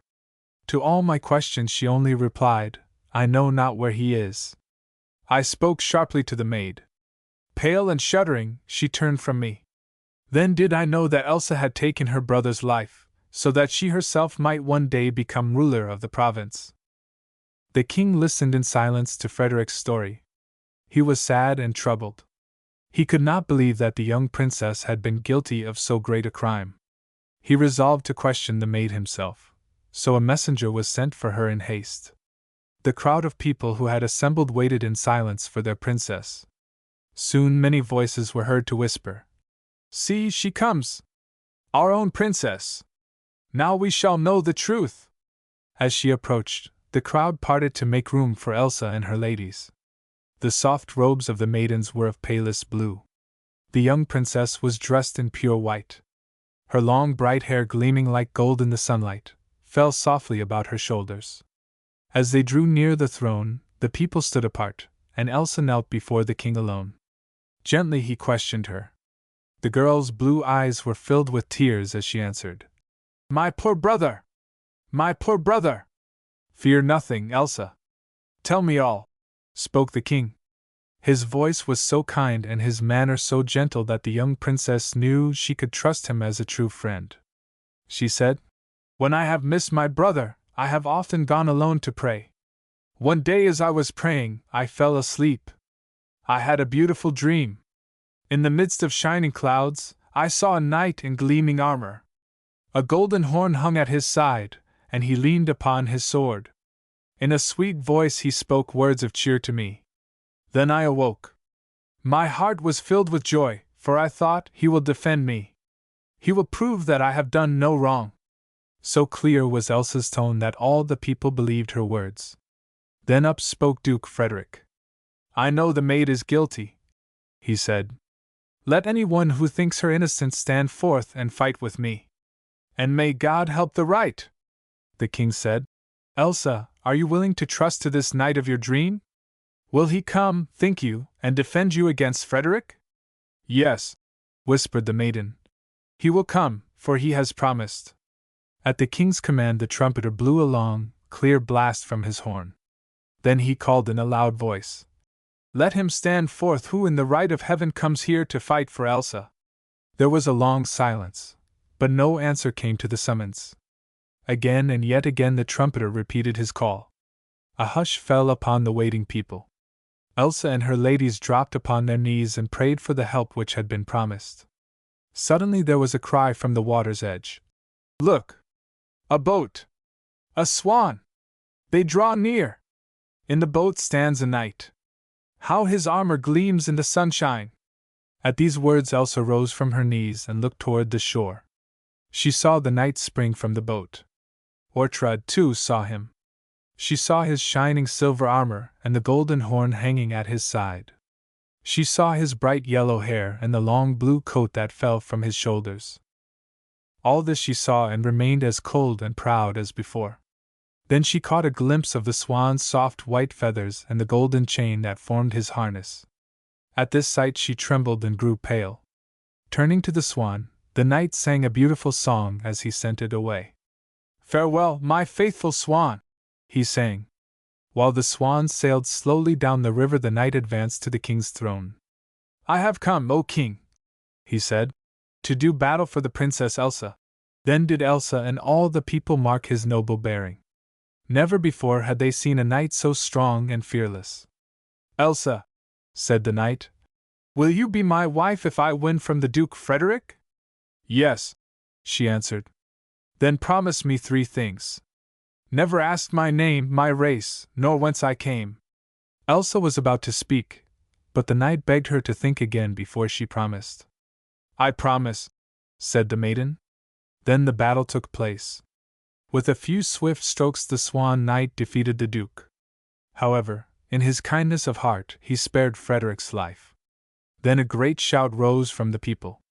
"The Princess Elsa is innocent," they cried. "Our good princess has done no wrong." Before Ortrud married Duke Frederick, she had lived in a castle in a dark wood. People said that she could use magic. Indeed, some said that she could change people into whatever shape she chose. It was into the same dark wood, in which Ortrud had lived, that Elsa and her brother had gone, laughing and singing. And it was from the same dark wood that Elsa had returned alone. However, Ortrud had gone to the wood before the young princess and her brother. Had anyone noticed, when she returned, late that afternoon, he would have seen an evil light in her dark eyes, and a cruel smile upon her lips. The day after the battle was the day set for the wedding of Elsa and the Swan Knight. Many people had gathered to see the beautiful princess walk from the palace to the church. First came Elsa's ladies 2 by 2. Their long trailing gowns were rich and costly. They formed an aisle and waited for the princess to pass through. Very fair and happy the princess looked as she came slowly down the palace steps. When the people saw her, a glad cry of welcome arose. In her soft bridal robe and with her fair hair floating about her, she looked as beautiful as an angel. At the door of the church Elsa was met by the knight, who was to lead her to the altar. As they moved slowly through the church, the wedding march was heard from the great organ. When the marriage was over, the day was spent in feasting and merrymaking. It was not until twilight that Elsa and the knight were alone. By an open window they sat, talking in low tones. After some time Elsa grew sad and silent. She heeded not the words of the knight. She forgot the promise she had made and begged he would at least tell her his name. "My name sounds so sweet from your lips," she said. "May I never have the pleasure of speaking yours?" "Ah, Elsa," said the knight sorrowfully, "speak not of this. Let us talk of other things." "It is because you do not trust me that you will not tell me," she said. "You think your secret would not be safe with me." In vain the knight tried to soothe the troubled princess. He begged her to remember her promise, but she would not listen to his pleading. "What is your name?" she cried. "Ask me not. Where is your home? I cannot tell thee. From what race do you come?" The words had scarcely passed her lips when she was aware that the Duke Frederick had entered the room. Seeing the evil light in his eyes, she thrust the knight's sword into his hand, saying, "Oh, do not let him slay you!" With a quick movement the knight turned upon his enemy, who soon lay dead at his feet. To the men who came with Frederick he said, "Carry the Duke's body to the king." He lifted the half-fainting Elsa to the couch. Kissing her upon the forehead, he said, "Alas! We shall be happy no more." As he left the room, he turned at the door, saying, in a low, sad tone, "Tomorrow, before the king, I will tell you all that you ask." Departure of the knight. The next day the king was again seated on his throne under the oak of justice. It had been whispered that the stranger knight would make known to all his name, his home, and his race. A great crowd had gathered to hear the knight speak. Silence fell upon them as the dead body of the Duke was borne before the king. Soon Elsa followed. Her step was slow, her face was sad and pale. Her eyes no longer shone with happiness. The hearts of all who saw her were filled with pity. Presently the knight appeared. He wore the same shining armor that he had worn on the day of his arrival. The golden horn still hung at his side, the long blue cloak fell from his shoulders. Pointing to the dead body of Frederick, he said, "Yesterday, at eventide, this man tried to take my life. I slew him to save myself. I pray thee, O king, tell me if I did wrong." Before the king could speak, the people answered for him. "The knight has done no wrong." Speaking slowly and in sad tones, the knight continued his story. "Already the Princess Elsa has broken the promise she made to me. Because she has asked my name, my home, and my race, I can dwell no longer among you. I come of a race of noble knights. Proud am I of my home, for it is the castle to which the Holy Grail was borne by angels long ago. Neither have I cause to be ashamed of my name. I am Lohengrin, son of that pure knight who guards the Holy Grail. Many times my brother knights have gone on errands of love and mercy. The power of the Holy Grail guards them in all they do. On such an errand was I bent when I came to defend the maid Elsa." Looking up through their tears, the people saw the swan floating toward them. Lohengrin, too, saw the swan approaching, and went to Elsa's side. Filled with love and tenderness was his voice as he spoke to her. "O Elsa," he said, "hadst thou been true to thy promise, in one short year I might have told thee all. In one short year would thy brother have been returned to thee. Now, when he comes back to thee and I am far away, give him this ring, this sword, and this horn." So filled with sorrow was Elsa that she could speak no word to Lohengrin. As the knight made his way to the river bank, all faces were turned toward him in sorrow, all save one. Ortrud, who had been standing in the shadow of the great oak, came forward. With a wicked smile she said, in a loud voice, "Yon snowy bird was once a boy, the brother of the Princess Elsa. I changed him to his present form." As soon as Lohengrin heard these words, he sank upon his knees. Long he remained at prayer. As he knelt, a pure white dove floated down from heaven and hovered over his head. Rising from his knees, Lohengrin loosed the golden chain from the neck of the swan. As he did so, the swan vanished from sight, and a fair youth in shining armor appeared in its place. The people recognized the youth as Elsa's brother, and thanked God for the power of the Holy Grail which had brought their prince again to them. At the sight of the young prince, Ortrud sank lifeless to the ground. Rejoicing that Elsa and her brother were together once more, Lohengrin sprang into the boat. The dove, catching the golden chain in its tiny beak, guided the boat down the river, and the knight was seen no more. Contents. Contents. Vocabulary. A as in mate. A as in M. A as in arm. A as in ask. E as in Eve. E as in end. E as in fern. I as in kite. I as in ill. O as in no. O as in odd. U as in use. O as in FOD. O as in FOT. A AC accompaniment. Music to be played with a song, or with one or more other musical instruments. Alexander. AUS Tryon. Belonging to Austria, a country of Europe. AC accompaniment. Music to be played with a song, or with one or more other musical instruments. Alexander. AUS Tryon. Belonging to Austria, a country of Europe. Bach. Bavaria. A kingdom of Germany. Beethoven. Buck Ingham. The King's Palace in London. Bach. Bavaria. A kingdom of Germany. Beethoven. Buck Ingham. The King's Palace in London. See Chopin. Clarinet. A wind instrument blown on a single reed. Concerto. A long musical composition, written to be played with an orchestra. Chopin. Clarinet.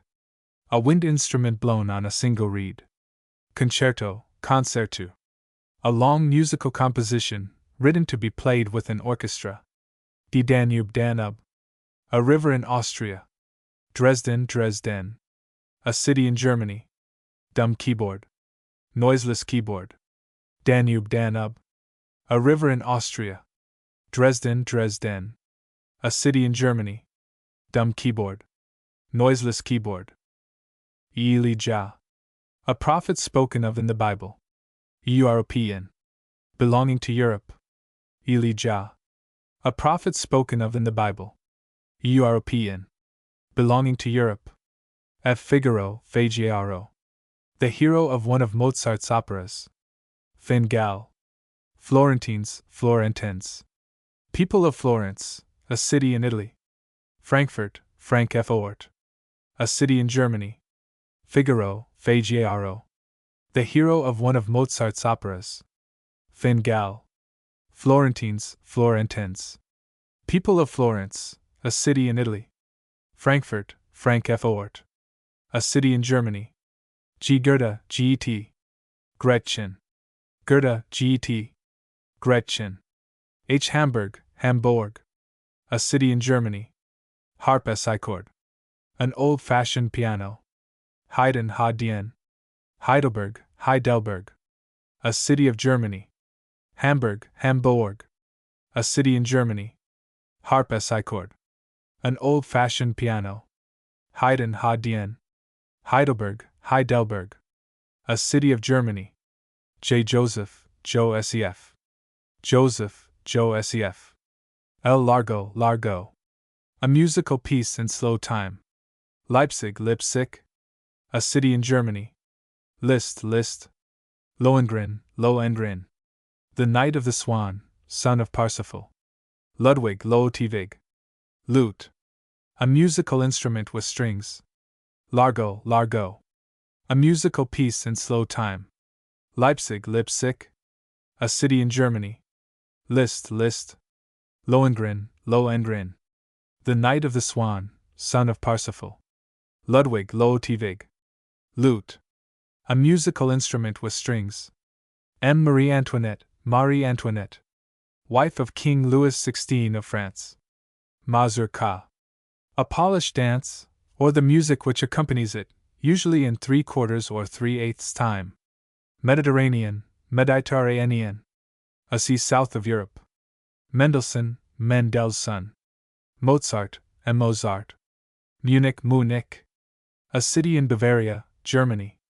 Marie Antoinette. Marie Antoinette, wife of King Louis XVI of France. Mazurka, a polished dance, or the music which accompanies it, usually in 3/4 or 3/8 time. Mediterranean, Mediterranean, a sea south of Europe. Mendelssohn, Mendelssohn. Mozart, and Mozart. Munich, Munich, a city in Bavaria, Germany. And Nicholas, Nicolas. Nicholas, Nicolas. Oratorio, oratorio, a Bible story set to music. Trud. Overture, ouverture, a musical composition usually coming first in an oratorio or an opera. Oratorio, oratorio, a Bible story set to music. Trud. Overture, ouverture, a musical composition usually coming first in an oratorio or an opera. Parisians, Parisiennes. People of Paris, a city of France. Parsifal, Parsifal. Phoebus, Phoebus. God of the sun, pianoforte, pian offerta. A piano. Parisians, Parisiennes. People of Paris, a city of France. Parsifal, Parsifal. Phoebus, Phoebus. God of the sun.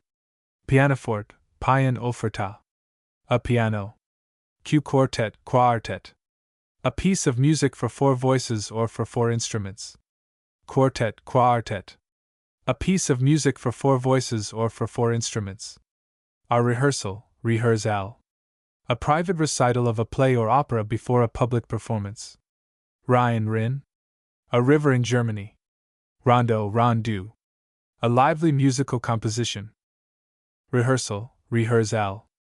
A private recital of a play or opera before a public performance. Rhin. A river in Germany. Rondeau. A lively musical composition. Salzburg, a city of Austria. Saxon, a native of Saxony. Saxon, a kingdom of Germany. Schubert, Schumann, Sebastian, Sebastian. Sistine. Son. German word meaning sun. Sonata. A composition in 3 or 4 parts for a piano, organ, or other musical instrument. Staves. Groups of 5 lines and 4 spaces on which notes are written. Steven. Symphony, symphony. A musical composition written in 3 or 4 parts for the orchestra. Salzburg, a city of Austria. Saxon, a native of Saxony. Saxon, a kingdom of Germany. Schubert, Schumann, Sebastian, Sebastian. Sistine. Son. German word meaning sun. Sonata. A composition in 3 or 4 parts for a piano, organ, or other musical instrument. Staves. Groups of 5 lines and 4 spaces on which notes are written. Steven. Symphony, symphony. A musical composition written in 3 or 4 parts for the orchestra. Tannhäuser. Thames. A river of England. Tannhäuser. Thames. A river of England. Venetians. People of Venice. Venice. A city of Italy. Verona. A city in Italy. Vienna. A city of Austria. Viol. A musical instrument much like a violin, but larger. Viola. An instrument larger than a violin, but smaller than a viol. Violoncello. A bass viol. Venetians. People of Venice. Venice. A city of Italy. Verona. A city in Italy. Vienna. A city of Austria. Viol. A musical instrument much like a violin, but larger. Viola. An instrument larger than a violin, but smaller than a viol. Violoncello. A bass viol. W. Wagner. Westminster Abbey. A large, beautiful church in London. Wieck Weg. Wolfgang Wagner Wagner. Westminster Abbey. A large, beautiful church in London. Wieck Weg. Wolfgang